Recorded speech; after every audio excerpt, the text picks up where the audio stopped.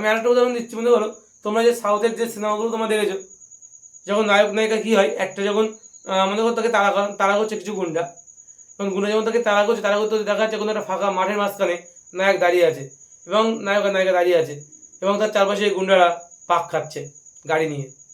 দেখেছো তো এই সিনগুলো?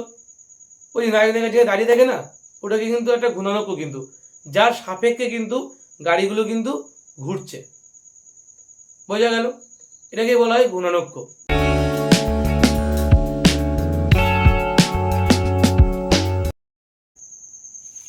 হ্যালো স্টুডেন্টস, আজ আমরা শুরু করব আমাদের চ্যাপ্টার 1 ইউনিট 2 এর চ্যাপ্টার 1 একমাত্রিক গতি যে চ্যাপ্টারটা আছে সেই চ্যাপ্টারের পার্ট 2 এর ভিডিও আজকে আমরা করছি। ঠিক আছে, আজকে আমরা বোঝাবো পার্ট 2 তে অনেক কিছুই বোঝাবো আজকে আমরা। সেখানে বস্তু অনেক কী জিনিস, চলন, ঘূর্ণন, মিশ্র গতি কী জিনিস, সেই সাথে সাথে তোমরা দেখবে আজকের এই ক্লাসে তোমরা দেখতে পাবে আমাদের সরণ, তার অতিক্রান্ত দূরত্ব, সরণ, বেগ, দ্রুতি, ত্বরণ, এগুলো নিয়ে আমরা যতটা সম্ভব আলোচনা করার চেষ্টা করব। ঠিক আছে, তো চলো বেশি কথা না বলে সরাসরি শুরু করা যায় আজকের আমাদের দ্বিতীয় যে লেকচারটা। ঠিক আছে, লেকচারটার আজকে প্রথম আমাদের টপিকটা কি? গতির প্রকারভেদ, চলন ও ঘূর্ণন। এই গতির প্রকারভেদ পড়ার আগে আমাদের যেটা পড়তে হবে সেটা কি? সেটা হলো কণা কাকে বলে। কি পড়তে হবে আমাদের? কণা। এই কণা বা বস্তু কণা বলতে পারি, এটাকে আমরা কি বলি? বস্তু কণা কাকে বলে। কণা বা বস্তু কণা কাকে বলে এটা আমাদের আগে দেখতে হবে। কণা বা বস্তু কণা কি বলছে? কণা বা বস্তু কণা বলছে যেসব ক্ষেত্রে কোনো বস্তুর আকার বা আয়তনকে উপেক্ষা করা হয়। কি বললাম? যেসব ক্ষেত্রে কোনো বস্তুর একটা বড় আকার আছে বা আয়তনকে এটা উপেক্ষা করছি, উপেক্ষা করে শুধুমাত্র একটা জ্যামিতিক বিন্দু দিয়ে চিহ্নিত করা হয়। কি করা হয়? তার জ্যামিতিক বিন্দু, এই যে তার জ্যামিতিক বিন্দু দিয়ে চিহ্নিত করা, যার আয়তন থাকবে না, যার ভর থাকবে না, সব কিছুকে উপেক্ষা করছি। যার ভর এবং আয়তনকে উপেক্ষা করা হয় তাকে আমরা কি বলছি? তাকে আমরা বলছি কিন্তু কণা বা বস্তু কণা বা শুধু কণা বলছি। এবার প্রশ্ন, কেন আমরা কোনো বস্তুকে আমরা তার ভর এবং আয়তনকে উপেক্ষা করব? বলছে আমাদের বেসিক্যালি এটা করা হয় একটাই কারণে, সেটা হলো গতি সম্বন্ধে আলোচনায় জটিলতা দূর করার জন্য। কি বললাম? গতি সম্পর্কিত আলোচনায় যে কমপ্লেক্সিটি আসছে, জটিলতা আসছে, সেই জটিলতা দূর করার জন্য। প্রশ্ন হলো কেমন ধরনের জটিলতা? মনে করো আমি একটা উদাহরণ দিই। মনে করো একটা বলে তুমি লাথি মারলে, সেই বলটা কিন্তু কি হচ্ছে, সে কিন্তু যাচ্ছে একটা নির্দিষ্ট পথ বরাবর। সে নির্দিষ্ট পথ বরাবর যাওয়ার সাথে সাথে সে কিন্তু নিজের অক্ষের সাপেক্ষে সে কিন্তু ঘুরতে ঘুরতে যাচ্ছে, তাই না? বা মনে করো একটা বৃষ্টির ফোঁটা, সে কিন্তু মনে করো আকাশ থেকে পড়ছে, সে শুধু সরলরেখা বরাবর পড়ছে এমনটা নয়, সেখানে বাইরের বাধা আছে, সেই সাথে সাথে সেই বৃষ্টির ফোঁটাটা কিন্তু কম্পন হচ্ছে সামান্য পরিমাণে। তাহলে একটা গতির আলোচনা করতে গিয়ে যদি আমাদের এত কিছু দেখতে হয়, তাহলে কিন্তু সেক্ষেত্রে আমরা কি বুঝবো? তাহলে কিন্তু আমাদের এই গতির আলোচনাটাই কিন্তু অনেক জটিল হয়ে পড়বে। তাই এই গতির আলোচনাকে আমরা সহজ করার জন্য আমরা কি করছি? আমরা কিন্তু একটা কণা হিসেবে কল্পনা করে নিচ্ছি একটা বস্তুকে একটা কণা হিসেবে কল্পনা করতে পারি, এবং সেই কণাটা কি বলছে? যার ভর এবং আয়তনকে উপেক্ষা করা হয় তাদের, এবং একটা জ্যামিতিক বিন্দু টাইপের হবে, একটা জ্যামিতিক বিন্দু আকৃতির হবে। তাকে আমরা কি বলছি? তাকে আমরা বলছি কিন্তু কণা বা বস্তু কণা। আশা করি ক্লিয়ার হয়েছে। এবার অ্যাকচুয়ালি দেখো, এই কণা বা বস্তু কণার সঙ্গে একটা বস্তু এবং তার মধ্যবর্তীতে একটা কণা, মনে করো যে কোনো একটা বস্তু, মনে করো আমার হাতে এই পেনটাই কিন্তু অজস্র, আমি যদি কল্পনা করি এর মধ্যে কয়েক কোটি কোটি কণা দিয়ে এই পেনটা তৈরি, কয়েক কোটি কোটি কণা দিয়ে কিন্তু এই পেনটা তৈরি। এখন এই পেন যে গতিতেই চলুক না কেন, এর মধ্যবর্তী প্রতিটা কণা সেই গতিতেই কিন্তু চলবে। বোঝা গেল কি বললাম? এটা যদি সরল গতিতে চলে তাহলে এর মধ্যবর্তী প্রতিটা কণা সরল গতিতে চলবে, যদি এটা বক্রগতিতে চলে তাহলে এর মধ্যে প্রতিটা কণা বক্রগতিতে চলবে। তাহলে একটা কণার যা বৈশিষ্ট্য, একটা বস্তুর বৈশিষ্ট্য তাই। তাহলে আমি বস্তুটাকে কণা হিসেবে কল্পনা করলে আমার কিন্তু ক্যালকুলেশন হোক বা ভাবতে হোক বা আমাদের বুঝতে অনেক সুবিধা হবে। এই জন্য কিন্তু আমরা কোনো বস্তুকে আমরা বিন্দু বস্তু হিসেবে কল্পনা করতে পারি, তাই এর নাম কিন্তু বস্তু কণা বা শুধু কণা। আশা করি ক্লিয়ার হয়েছে বস্তু কণা সম্পর্কে কি বললাম আমি। আমাদের নেক্সট যে হচ্ছে পয়েন্টটা আমাদের পড়তে হবে সেটা হলো চলন কাকে বলে। তো বস্তু কণা কাকে বলে আশা করি ক্লিয়ার হয়েছে। এবার দেখে নাও চলন কি। চলন বলছে যখন কোনো কণা বা বস্তু, যখন কোনো বস্তু সরলরেখা বরাবর চলবে। কোন দিক বরাবর? চলন মানে কি বললাম? যখন কোনো বস্তু কি হবে? সরল রেখা বরাবর চলবে, তখন তাকে আমরা তার গতিকে কি বলি? তখন তার গতিকে আমরা বলি চলন। কি বললাম? যখন কোনো বস্তু সরল রেখা বরাবর চলবে, তখন তার গতিকে বলা হবে কি বললাম, চলন। একটা উদাহরণ দিয়ে বোঝা যায়, কিন্তু বইতে যে উদাহরণটা দেওয়া যায় আমি সেটাই দিচ্ছি। মনে করো একটা স্ট্রেট লাইন টানলাম আমি, একটা কণা বা একটা বস্তু, মনে করো একটা বস্তু আছে, এই বস্তুটা সে কি করছে, সে সামনে এগোচ্ছে। সে কি করে ভালো করে বুঝবে, একটা বস্তু, যে বস্তুটা কিন্তু সামনে এগোচ্ছে। আমি ধরে নিলাম এই বস্তুর মধ্যে অবস্থিত তিনটি কণা আমি কল্পনা করলাম, ভালো করে বুঝবে। মনে করো একটা কণা এখানে অবস্থিত, আর একটা কণা এরকম জায়গায় অবস্থিত, আর একটা কণা মনে করো এরকম জায়গায় অবস্থিত। এবার কি করছে, এই বস্তুটা কিন্তু সামনে দিকে এগোতে শুরু করছে। ঠিক আছে, যদি এই বস্তুটা সামনে এগোতে শুরু করে তাহলে আমি দেখতে পাবো কি, স্ট্রেট লাইন বরাবর এই বস্তুটা মনে করো এরকম জায়গায় আসলো। এই একই বস্তু, কিন্তু আমি তো ছবি আঁকছি বলে হয়তো একই রকম হচ্ছে না, কিন্তু মনে করো একই বস্তু, সে কি করছে, সে কিন্তু এই জায়গা থেকে মুভ করে, সে কিন্তু মুভ করে কিন্তু এই জায়গায় চলে এসছে। তাহলে এর মধ্যে প্রতিটা কণার অবস্থান কি হবে দেখো, এই কণাটা চলে যাবে এরকম জায়গায়, এই কণাটা চলে যাবে এরকম জায়গায়, এবং এই কণাটা চলে যাবে এরকম জায়গায়, তাই তো। এবং তারপরে কি বললাম আমি, দেখো এই কণাটা এখন মনে করো এই যে বস্তুটা, টোটাল এই বস্তুটা সে চলে যাচ্ছে মনে করো এরকম জায়গায়, আরো কিছুটা সামনে হচ্ছে, মনে করো এরকম জায়গায় বস্তুটা চলে আসলো। একই বস্তু, কিন্তু হয়তো চিত্র একই রকম হয়নি, কিন্তু একই বস্তুর কথাই আমি বলছি। যদি ওই জায়গায় চলে যায় তাহলে এই কণাগুলো কেমন হবে, এই কণাটা এরকম জায়গায় চলে আসবে, তাই না। আচ্ছা, এই মাথাটা একটু বেশি উঁচু হয়ে গেছে। তাহলে কি বললাম, ওই কণাটা, এই কণাটা কি হলো, এই কণাটা মনে করো এরকম জায়গায় চলে এলো, এই কণাটা এরকম জায়গায় থাকবে, এবং এই কণাটা কিন্তু এরকম জায়গায় থাকবে। তুমি যদি একটু কল্পনা করো তাহলে একটা বস্তু, বস্তু কিন্তু একটাই, সে কিন্তু সামনে মুভ করছে, এবং বিভিন্ন জায়গায় আমি মনে করে তাকে পজ করে স্ক্রিনশট নেওয়ার মতো করেছি, মানে বিভিন্ন জায়গায় আমি থামিয়ে থামিয়ে কল্পনা করছি যে একটা বস্তু যখন যে মুভ করছে তার কণাগুলোর কীভাবে মুভমেন্ট হচ্ছে সেটা আমরা দেখবো। ঠিক আছে, এখন যদি তুমি কল্পনা করো এই কণাগুলোকে যদি তুমি জুড়ে দাও, ভালো করে দেখবে এই কণাগুলোকে যদি তুমি জুড়ে দাও, দেখো তারা একটা সরলরেখা বরাবর আছে। এই কণাগুলোকে যদি তুমি জুড়ে দাও তাহলে একটা সরলরেখা বরাবর, অবশ্যই একটা সরলরেখা বরাবর থাকবে, তাই না। আমাদের হাতে আঁকা বলে কিন্তু এই চিত্রটা এতটা অ্যাকুরেট হয়নি, কিন্তু প্রায় অ্যাকুরেটের কাছাকাছি গিয়েছে। তো এখন যদি তুমি কল্পনা করো তাহলে কি দেখতে পাবে, এখন যদি তুমি কল্পনা করো এই কণাগুলো কিন্তু একটা স্ট্রেট লাইন বরাবরই গিয়েছে কিন্তু, তাই না। তার মানে একটা বস্তু যদি এখান থেকে মুভ করে এখানে, এখান থেকে মুভ করে এখানে যায়, তার মধ্যে অবস্থিত প্রতিটা কণাও দেখো একইভাবে মুভ করছে, একইভাবে কিন্তু সামনে এগোচ্ছে, একইভাবে কিন্তু চলছে, তাই না। এটাকে আমরা কি বলছি, এটাকে আমরা বলছি চলন। বোঝা গেল কি বললাম, আর একবার বলছি দেখো তোমাদের বোঝার সুবিধার্থে। বলছি এই যে একটা বস্তু আছে, এই যে একটা বস্তু আছে, এই বস্তুটা কি করছি আমি, তাই বস্তুটাকে তিনবার আঁকলাম কেন বলতো, তিনটে আলাদা বস্তু কিন্তু নয়, একটাই বস্তু তিনটে পজিশনে আঁকলাম। অর্থাৎ বস্তুটা এখানে ছিল, এখান থেকে মুভ করে এখানে গেল, এখান থেকে মুভ করে এখানে গেল, তাহলে তার মধ্যের কণাগুলোর অবস্থানটা কেমন ভাবে চেঞ্জ হলো আমি সেটাই দেখানোর চেষ্টা করছি। এর মধ্যে একটা কণা, দুটো কণা এবং তিনটে, এই তিনটে কণাকে আমি এঁকেছি, আমি নামকরণও করলাম এক একটা কণা। মনে করো এই প্রথম যে কণাটা আমি এঁকেছি, এই কণার নাম দিলাম এ, এই কণার নাম দিলাম বি, এই কণার নাম দিলাম সি। তাহলে এই কণাটাই তো এখানে গেল এবং নাম হয়ে গেল তার মনে করো এ ড্যাশ, এবং এই কণাটাই মনে করো এখানে চলে, এর নাম হলো বি ড্যাশ, এর নাম সি ড্যাশ, সি এখানে গিয়ে সি ড্যাশ হয়েছে। এই একই কণা, এই কণাটা মনে করো এখানে গিয়ে নাম হয়েছে এ ডবল ড্যাশ, এই কণাটা এখানে গিয়ে নাম হয়েছে বি ডবল ড্যাশ, এবং এই কণাটা সি ড্যাশ থেকে এখানে গিয়ে সি ডবল ড্যাশ হয়েছে। তাহলে আমি বলতে পারি এ ড্যাশ এবং এ ডবল ড্যাশ একই লাইন বরাবর আছে, বি ড্যাশ এবং বি ডবল ড্যাশ একই লাইন বরাবর আছে, সি ড্যাশ এবং সি ডবল ড্যাশ তারা কিন্তু একই লাইন বরাবর আছে। বোঝা গেল, তারাও কিন্তু স্ট্রেট লাইন বরাবর চলাচল করেছে, যেহেতু বস্তুরা স্ট্রেট লাইন বরাবর চলাচল করেছে। বোঝা গেল। এখন এখানে আরেকটা কথা বলছে, আমাদের এটা গেল চলন। চলন যেমন ছাদ থেকে যদি তুমি একটা কোনো বলকে ছুড়ে দাও ছাদ থেকে, তাহলে সে কিন্তু নিচের দিকে পড়বে স্ট্রেট লাইন বরাবর। তোমার পেনকে আমি ছুড়ে দিচ্ছি, এইভাবে ছুড়ে দিলাম এবং সে আমার হাতে এসে পড়লো, এটা কিন্তু একটা স্ট্রেট লাইন। বোঝা গেল, স্ট্রেট লাইন বরাবর সে কিন্তু বল মনে করে হাত থেকে ছেড়ে দিলাম, আমার হাতে গিয়ে পড়লো, এটা কিন্তু একটা স্ট্রেট লাইন বরাবরই কিন্তু সেটা পড়লো। বা মনে করো আরো অনেক উদাহরণ আছে, ঠিক আছে। মোটর গাড়ি মনে করো, যদি আমরা কোনো বক্রপথে যাই, সরলরেখা বরাবর মনে করো একটা দড়ি টানলে, তুমি ঘরের এক প্রান্ত থেকে অপর প্রান্তে টান টান করে দড়ি বাঁধলে, তারপরে একটা পিঁপড়েকে ছেড়ে দিলে, সেই পিঁপড়ে কিন্তু হাটটাটে চলে যাবে দড়ি এই প্রান্ত থেকে ওই প্রান্তে। এটাও কিন্তু একটা আমাদের কিসের উদাহরণ, এটাও কিন্তু আমাদের একটা চলনের উদাহরণ। আশা করি ক্লিয়ার হয়েছে, ঠিক আছে। তো এটা গেল আমাদের চলন। এই চলনটা গিয়ে সরলরেখা বরাবর কিন্তু চলাচল করে। নেক্সট আমাদের কি বলবো, নেক্সট না চলনের বৈশিষ্ট্যগুলো একটু বলে দিই। চলনের বৈশিষ্ট্যগুলো কি কি আছে দেখো, চলনের বৈশিষ্ট্য,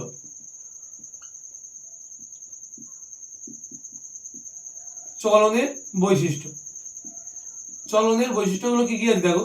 চলনের বৈশিষ্ট্যের এক নম্বর কি বলছে, চলনের এক নম্বর বৈশিষ্ট্য বলছে যে কোনো বস্তুর চলন্তর কণাগুলির গতিপথগুলি পরস্পরের সঙ্গে সমান এবং সমান্তরাল। তাহলে আমি শর্টকাটে লিখলে কি লিখবো, সমান এবং সমান্তরাল, সমান ও সমান্তরাল। জিনিসটার মানে কি দেখো, সমান কার কথা বলছে, সমান বলছে যে এ কণা থেকে এ ড্যাশ, ভালো করে বুঝবে, এ থেকে এ ড্যাশের যা দূরত্ব হবে ভালো করে বুঝবে, এ ড্যাশের যা দূরত্ব হবে বলছে বি ড্যাশের দূরত্বও কিন্তু তাই হবে, এবং সি ড্যাশের দূরত্বও কিন্তু তাই হবে। বোঝা গেল এই চিত্র অনুসারে। বলছে এ থেকে এ ড্যাশ, বি থেকে বি ড্যাশ এবং সি থেকে সি ড্যাশ এর দূরত্ব কিন্তু সেম, মানে একই দূরত্বই যাচ্ছে প্রতিটা কণা। ঠিক আছে, একই রকম ভাবে এ ড্যাশ থেকে A double dash, A dash থেকে এ ড্যাশ থেকে A double dash, B dash থেকে বি ডবল ড্যাশ এবং সি ড্যাশ থেকে সি ডবল ড্যাশ, এদের দূরত্বগুলো কিন্তু এখান থেকে এটুকু দূরত্ব, এখান থেকে এটুকু দূরত্ব, এখান থেকে এটুকু দূরত্ব স্কেল দিয়ে যদি মেপে দেখো দেখবে সেম হবে। বোঝা গেল, এটাই কিন্তু এখানে বলেছে। তার মানে কি প্রতিটা কণা সমান এবং সমান্তরাল। সমান্তরাল কেন বলছে, সমান্তরাল বলছে বলছে প্রতিটা কণা কিন্তু সমান এবং সমান্তরাল থাকবে এখানে অবস্থিত প্রতিটা কণায়। ঠিক আছে, এবার 2 নম্বর কি বলছে দেখো, 2 নম্বর বলছে, 2 নম্বর পয়েন্টে বলছে চলনের ক্ষেত্রে বস্তুর মধ্যস্থ যে কোনো দুটি কণার সংযোগী সরলরেখা বস্তুর বিভিন্ন অবস্থানে পরস্পরের সঙ্গে কিভাবে সমান্তরাল হয়। ঠিক আছে, সংযোগী সরলরেখা বরাবর কি হচ্ছে, সংযোজী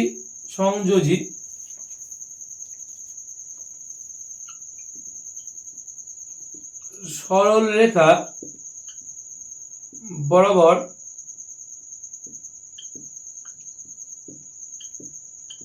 সংযোগী সরলরেখা বরাবর বস্তুর বিভিন্ন অবস্থানে পরস্পরের সঙ্গে সমান্তরাল হবে। বস্তুর বিভিন্ন অবস্থানে পরস্পরের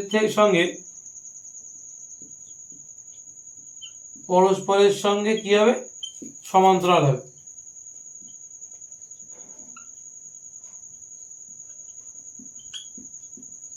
এর মানেটা কি, এর মানে বলছে দেখো ভালো করে বুঝবে, এই যে এখান থেকে এইটুকুর যে গ্যাপ, ভালো করে বুঝবে, এখান থেকে এইটুকুর যে গ্যাপ সমান্তরাল, সেই গ্যাপটা হলো এখানেও সেম থাকবে। বোঝা গেল, বা বলতে পারো এখানে এইটুকুর যে গ্যাপ, এই গ্যাপটা কিন্তু এখানে এই জায়গাটায় সেম থাকবে। ঠিক আছে, এটা এখানে বলতে চাইছে। বোঝা গেল কি বললাম, এদের মধ্যে যে গ্যাপগুলো সেই গ্যাপগুলো কিন্তু কি হবে, সেম থাকবে। যে সরলরেখাগুলো আমি এঁকেছি এদের মাঝে যে গ্যাপগুলো আছে এই গ্যাপগুলো কিন্তু সর্বদা সেম থাকবে, যে সে যতই সামনে এগোক না কেন এদের মাঝখানের গ্যাপগুলো সর্বদা সেম থাকবে। তাই কিন্তু এখানে বলেছে চলনের বৈশিষ্ট্যটা। আশা করি বোঝা গেল চলনের বৈশিষ্ট্য, ক্লিয়ার হয়েছে। তারপরে আমাদের দ্বিতীয় যে পয়েন্টটা সেটা কি আছে, আমাদের দ্বিতীয় পয়েন্টটা আছে ঘূর্ণন। দেখে নাও ঘূর্ণনটা কি বলছে।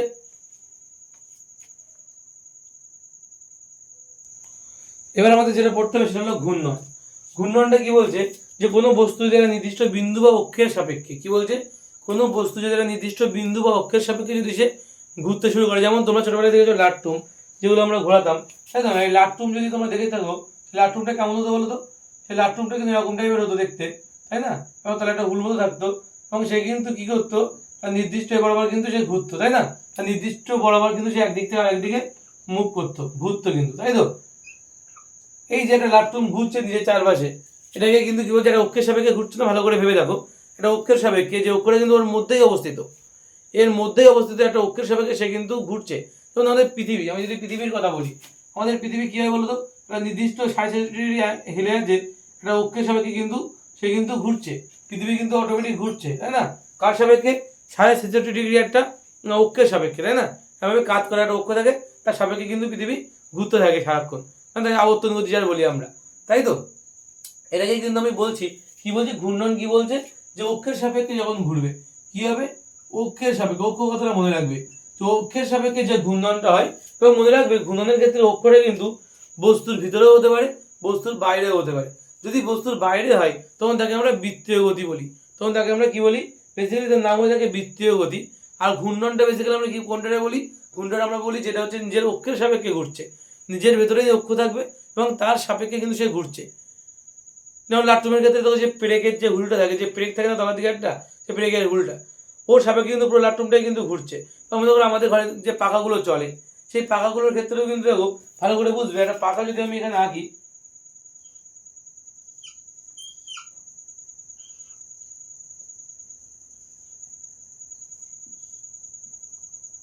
আমি পাখা আঁকলাম এখানে, ঠিক আছে, এই পাখার একদম সেন্টার যেটা সেন্টার, এই সেন্টারটা কি হয় বলতো, এই সেন্টারটা কিন্তু তোমার স্থির থাকে, ওটা কিন্তু ঘূর্ণনক্ষ। একটা পাখাও যখন সে ঘোরে সেও কিন্তু মুভ করছে, এদিক থেকে এদিকে, তাই না? যদি সে মুভ করে তাহলে মনে রাখবে এই যে একদম সেন্টারে যেটা যে পয়েন্টটা থাকে না, সেই পয়েন্টটাকে আমরা কি বলি, সেই পয়েন্টটাকে আমরা কিন্তু বলি ঘূর্ণন অক্ষ। মনে রাখবে কি বলি আমরা, ঘূর্ণন অক্ষ। ল্যাপটপের ক্ষেত্রে এই পয়েন্টটাকে ঘূর্ণনক্ষ বলা হয়, পৃথিবীর জন্য এই পয়েন্টটাকে ঘূর্ণনক্ষ বলবো আমরা, কিন্তু ওর সাপেক্ষে পৃথিবী ঘুরছে, এটা বলে একটা কাল্পনিক রেখা কিন্তু, ঠিক আছে? এটাকে কি বলা হচ্ছে, ঘূর্ণন অক্ষ বলা হয়, ঠিক আছে? নেক্সট আমাদের কি দেখতে হবে, নেক্সট আমাদের দেখতে হবে এই ঘূর্ণনের বৈশিষ্ট্যগুলো কি কি আছে। ঘূর্ণনের যে উদাহরণগুলো দেবে এগুলো কিন্তু ঘূর্ণনের উদাহরণের মধ্যে আসে, ঠিক আছে? ঘূর্ণনের বৈশিষ্ট্য বলছে কোনো বস্তুর ঘূর্ণন হলে তার প্রতিটি কণা কোনো নির্দিষ্ট সময়ের অবকাশে একই কোণে কিন্তু ঘুরবে।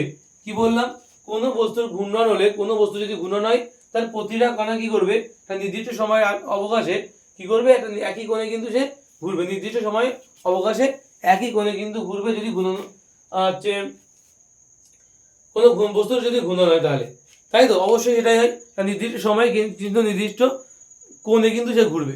ভালো করে বুঝবে, নির্দিষ্ট সময় নির্দিষ্ট কোণে সে ঘুরছে। যখন আমি যদি এটার ক্ষেত্রে ভাবি, এটার ক্ষেত্রে আমি তিনটে কোণ অঙ্কন করলাম, ভালো করে দেখবে। যে কোনো একটা বাহুর কথা তুমি ভাবো, যে কোনো একটা বাহু, ঠিক আছে? যে কোনো একটা বাহু সে যখন ঘুরছে এইভাবে বৃত্তাকার পথে, সে কিন্তু প্রতিটা মুহূর্তে একটা নির্দিষ্ট কোণ কিন্তু সে তৈরি করছে কেন্দ্রের, যে সেন্টার আছে সেন্টারে কিন্তু সে প্রতি মুহূর্তে একটা নির্দিষ্ট কোণ তৈরি করছে। বোঝা গেল? এই যে পাখাটা প্রতিটা মুহূর্তে সে কিন্তু সেন্টারে একটা নির্দিষ্ট কোণ তৈরি করছে, এখানে একটু কোণ তৈরি করলো, এখানে একটু কোণ তৈরি করলো, এখানে একটু কোণ তৈরি করলো যখন সে পাখাটা এই মনে করে এই ডান এই যে পাখাটা যখন সে এদিকে মুভ করছে তখন সে একটা নির্দিষ্ট সময়ের অবকাশে সে কিন্তু একটা নির্দিষ্ট কোণ কেন্দ্র তৈরি করছে, এটা এখানে বলেছে, ঠিক আছে? কি বলেছে, যে কোনো বস্তুর ঘূর্ণন হলে তার প্রতিটি কণা, মাইন্ড প্রত্যেকটা কণার কথা বলা হচ্ছে। তার মধ্যে মনে করো এই পাখার মধ্যে বসে একটা কণা, পাখাটাও তুমি ধরতে পারো, এই পাখার একটা এটাকে, ঠিক আছে? এই পাখার মনে করো একটা ভিতরে একটা নির্দিষ্ট কণা, সে কিন্তু কি করছে, মানে যেটা কেমন ভাবে তোমাদের বোঝাই বলো তো, যে নির্দিষ্ট সময়ের অবকাশে নির্দিষ্ট কোণ উৎপন্ন করছে মানে কি, ভালো করে দেখে নাও। এই চিত্রটা আমি আরেকবার রাখছি। মনে করো একটা কোনো বস্তু যে কিন্তু মুভমেন্ট করছে, মনে করো সেই বস্তুর মধ্যে অবস্থিত দুটি কণা, একটা এবং একটা, ভালো করে বুঝবে।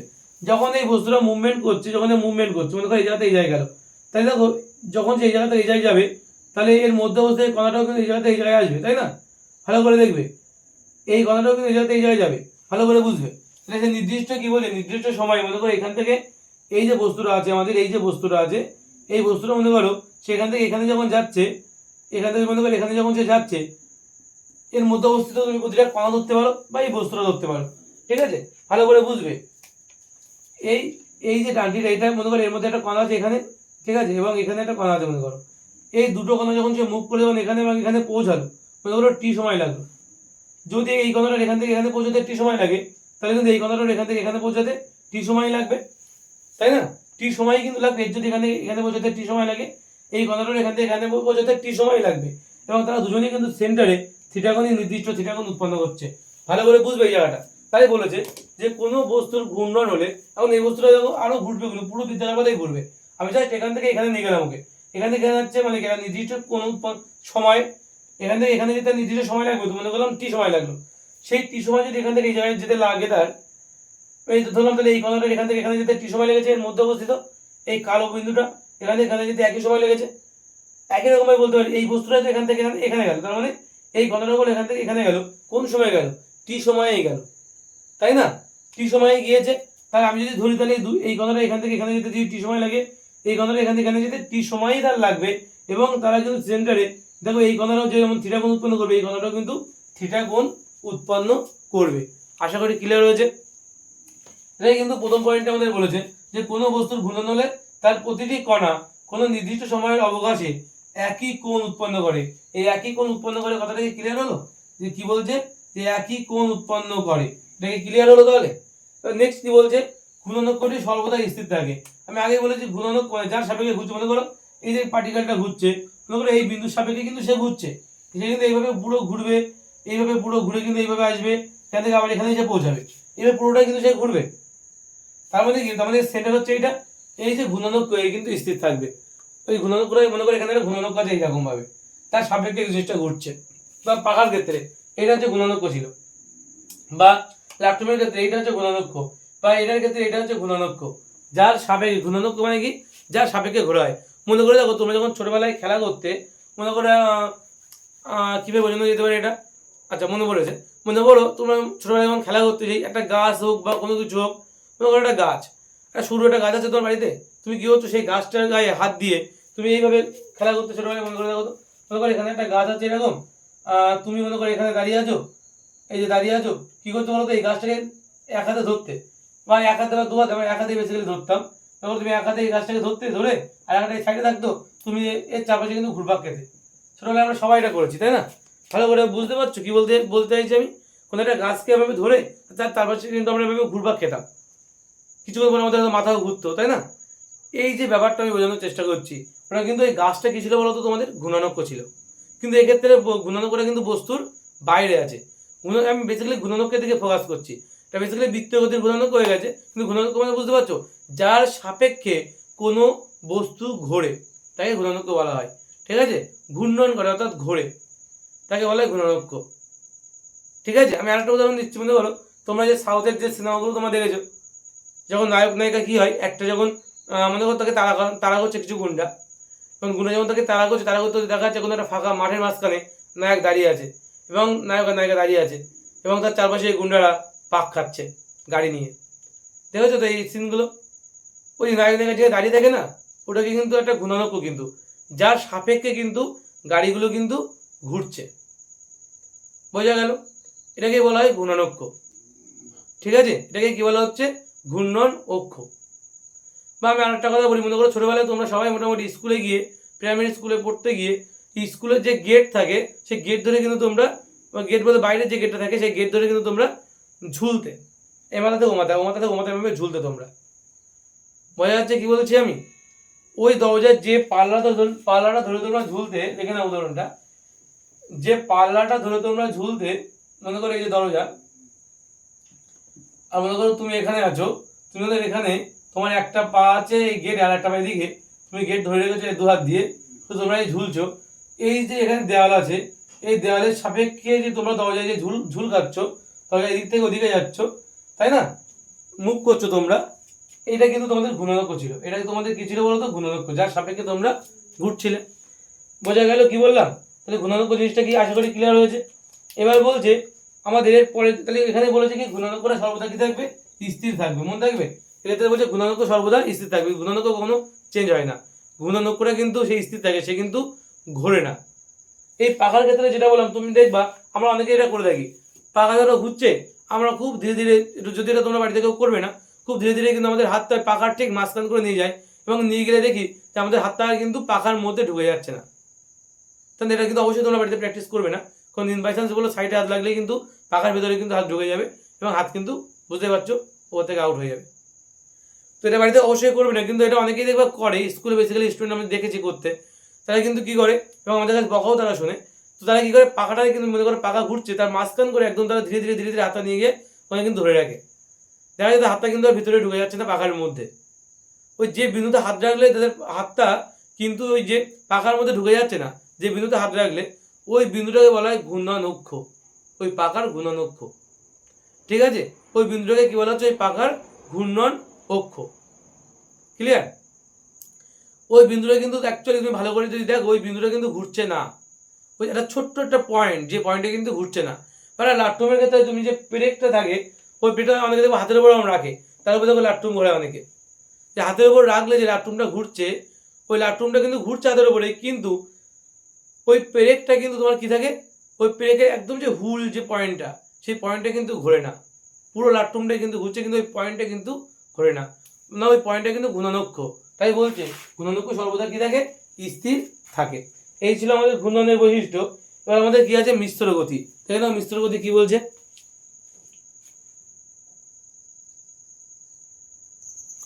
আমাদের নেক্সট টপিক কি বলছে? মিশ্র গতি। আমাদের নেক্সট টপিক কি বলছে? মিশ্র গতি। মিশ্র গতি জিনিসটা কি দেখে নাও। মিশ্র গতি, এই খালিটা একটু মোটা মতো। মিশ্র গতি কি বলছে? মিশ্র গতি বলছে যে কি হবে, ওই যখন কোনো বস্তুর মধ্যে একই সঙ্গে চলন প্লাস ঘূর্ণন, এই দুটো যখন একসঙ্গে শো করে, কি বললাম? চলন এবং ঘূর্ণন যদি একসঙ্গে শো করে, যদি কোনো বস্তুর চলন এবং ঘূর্ণন একসঙ্গে দেখা যায় তখন তাকে বলা হয় মিশ্র গতি। বুঝতে পারছো মিশ্র মানে কি? মিক্সচার, তাই না? মিক্সচার মানে কি? কোনো কিছু মেশানো। আর মেশানো মানে কি? অ্যাকচুয়ালি এর মধ্যে কি থাকবে?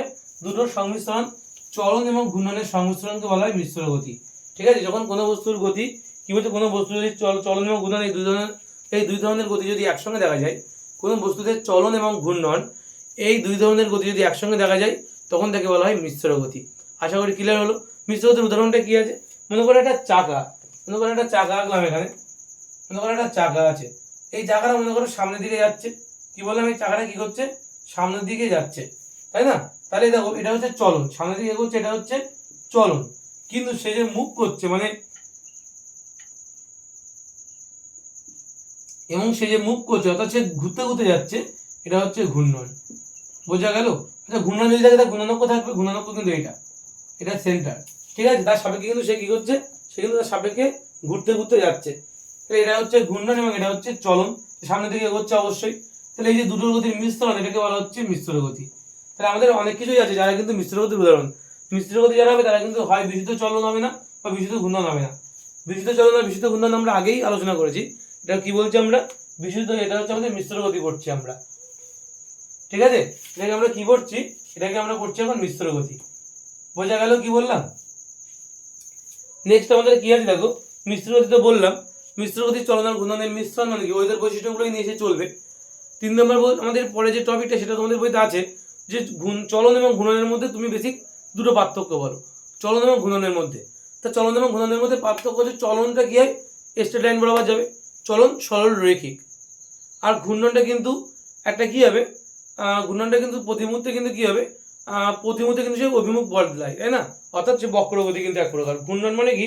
মানে আমি বলতে পারি চলনটা হচ্ছে সরলরৈখিক গতি, চলন মানে কি? সরল রৈখিক গতি। আর ঘূর্ণন কিন্তু একটা বৃত্তাকার সামতলিক গতি, অর্থাৎ সে সমতলে সীমাবদ্ধ এবং সে ঘুরপাক খাচ্ছে সমতলে, সমতলে সমতলে বৃত্তাকার গতি বলতে পারি আমরা। 2 নম্বরে কি বলছে? চলনের গতির দিক কিন্তু কখনো পরিবর্তন হয় না। দেখো আমি বললাম সরলরেখা বরাবর যাবে, মানে গতির দিক কিন্তু কখনো চেঞ্জ হবে না, একই দিকে থাকবে।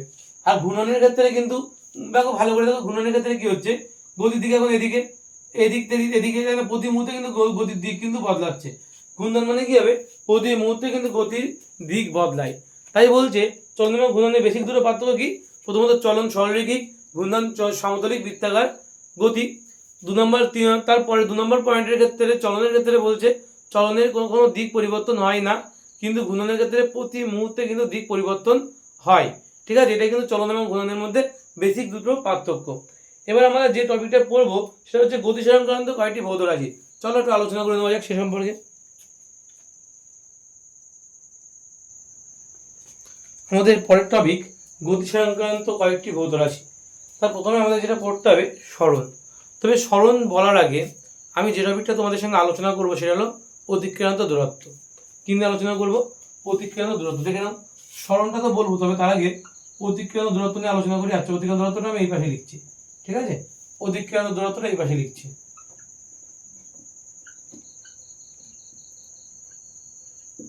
অতিক্রান্ত দূরত্ব, এই অতিক্রান্ত দূরত্বটা কি বলছে দেখো, বলছে মনে করো তুমি এই বিন্দুতে আছো, তুমি এখানে দাঁড়িয়ে আছো, তারপর তুমি কি করলে? তুমি মনে করো এখান থেকে তুমি বি বিন্দুতে আসলে, এই পথ দিয়ে তুমি কি করলে? এই তোমার হচ্ছে বি বিন্দু, তুমি এখানে আসলে। বোঝা গেল? এবং এই যে একা বেঁকা পথ, তুমি ওখানে কি করলে? এখান থেকে এদিক গেলে, তারপরে মুভ করলে এদিকে, টার্ন করলে, তারপর আবার টার্ন নিলে এদিকে, এদিকে, এদিকে, এইভাবে হয়ে তুমি কোথা থেকে কোথায় আসলে? এই বিন্দু থেকে তুমি কি কোথায় আসলে? বি বিন্দুতে আসলে। কিন্তু তুমি এইভাবে এই পথ ধরে ধরে তুমি যদি এ থেকে বি বিন্দুতে যাও, আমি বললাম কথার কথা, তোমার এই টোটাল এই পথটা হচ্ছে 3 কিলোমিটার। আমি কথার কথা বলে দিলাম, তোমার এই পথটা কত? 3 কিলোমিটার। তাহলে কিন্তু তোমার অতিক্রান্ত দূরত্ব কত হবে বলো তো? তোমার এই অতিক্রান্ত দূরত্ব কত হবে? 3 কিলোমিটারই হবে। অর্থাৎ অতিক্রান্ত দূরত্ব মানে কি? একে বলা হয় ডিস্টেন্স বলা হয়। কি বলা হয়? ডিস্টেন্স। ইংলিশে কি বলে? ডিস্টেন্স। এর ডিস্টেন্স তোমার কত হলো তাহলে? তোমার ডিস্টেন্স হলো কত? 3 কিলোমিটার। এ থেকে বি অবধি যেতে তোমার কতটা পথ যেতে হয়েছে? 3 কিলোমিটার পথ যেতে হয়েছে। অর্থাৎ অতিক্রান্ত দূরত্ব মানে কি? অর্থাৎ অতিক্রান্ত দূরত্ব মানে হচ্ছে তুমি যে পথটা অতিক্রম করছো সেটাই তোমার অতিক্রান্ত দূরত্ব। বোঝা গেল? তুমি যে পথটা অতিক্রম করছো সেটাই তোমার অতিক্রান্ত দূরত্ব। তাহলে আমি দেখো এই পথ অতিক্রম করে করে করে করে আমি এসেছি, এটা হচ্ছে আমার অতিক্রান্ত দূরত্ব। কিন্তু স্মরণের গল্পটা একটু আলাদা। স্মরণ কি বলছে? স্মরণ বলছে তুমি ভালো করে বুঝবে স্মরণ কি বলছে। স্মরণ বলছে তুমি প্রথমে কোথায় ছিলে, ভালো করে বুঝবে। তুমি প্রথমে কোথায় ছিলে? এ বিন্দুতে। তুমি শেষে কোথায় গিয়েছো? বি বিন্দুতে গিয়েছো। তাহলে তোমার এ বিন্দু এবং বি বিন্দুর মাঝে আমি যদি স্ট্রেট লাইন টানি, দেখো ভালো করে, যদি স্ট্রেট লাইন টানি আমি যে দৈর্ঘ্যটা পাবো, ঠিক আছে, বলছে কি তোমার এ বিন্দু থেকে বি বিন্দুর মধ্যে আমি যদি একটা স্ট্রেট লাইন টানি, তাহলে আমি যে দৈর্ঘ্যটা পাবো সেটাকেই কি বলছে? সেটাকেই বলছে তোমার কি? সরণ। বোঝা গেল? সরণ তাহলে কি বলছে? যে তুমি কোথায় ছিলে এবং কোথায় আছো। তুমি কোথায় ছিলে? এতে। এখন কোথায় আছো? বিতে। তুমি কোথায় ছিলে এবং কোথায় আছো তাদের মাঝের যে স্ট্রেট লাইন, তার মধ্যে পুকুর, নদী, নালা, খাল, বিল, বন, জঙ্গল যা পারে পড়ুক, তুমি কোথায় ছিলে আর তুমি কোথায় আছো এদের মাঝে স্ট্রেট লাইন টানলে আমি যে দৈর্ঘ্যটা পাবো সেটাই কিন্তু আমাদের কি? সেটাই কিন্তু আমাদের সরণ। সেটাকেই আমরা কি বলবো? এই পাশে দেখো লেখা আছে সরণ, তাকেই আমরা বলি সরণ। আচ্ছা, সরণ তো বললাম। এবার দেখো সরণের পরে কি বলছে? সরণের পরে বলছে যে, আচ্ছা এখানে একটা উদাহরণ, উদাহরণটা দিলাম তুমি বুঝতেই পারছো। যখন আমি অতিক্রান্ত দূরত্বে একা একা পথ ধরে গিয়েছিলাম তখন আমি 3 কিলোমিটার গিয়েছিলাম। যদি আমি সরাসরি লাল পথ দিয়ে আর মারতাম, মানে এই সরণটা, তাহলে কিন্তু আমার অবশ্যই সেটা হয়তো 1 কিলোমিটার মতো হতো, বা হয়তো আমি কথা কথা ধরলাম 2 কিলোমিটার মতো হতো। তাহলে একটা জিনিস বুঝতে পারলে যে সরণের মান কিন্তু সবসময় কি হয়? কম হয়। সরণের মান কিন্তু সবসময় কম হয়, তাই না? তোমার আগে কত ছিল? তোমার যদি অতিক্রান্ত দূরত্ব যদি তোমার কত হয়? 3 কিলোমিটার হয়, তোমার সরণ কত হবে? তোমার সরণ হবে হচ্ছে, এক্ষেত্রে হয়তো কথা কথা বলছি 2 কিলোমিটার, অর্থাৎ কম হলো। ঠিক আছে, এটাই কিন্তু আমাদের সরণ। একক টেককগুলো যদি আমরা দেখি, যে অতিক্রান্ত এই সরণকে ইংলিশে কি বলা হয়? সরণকে ইংলিশে বলা হয় ডিসপ্লেসমেন্ট।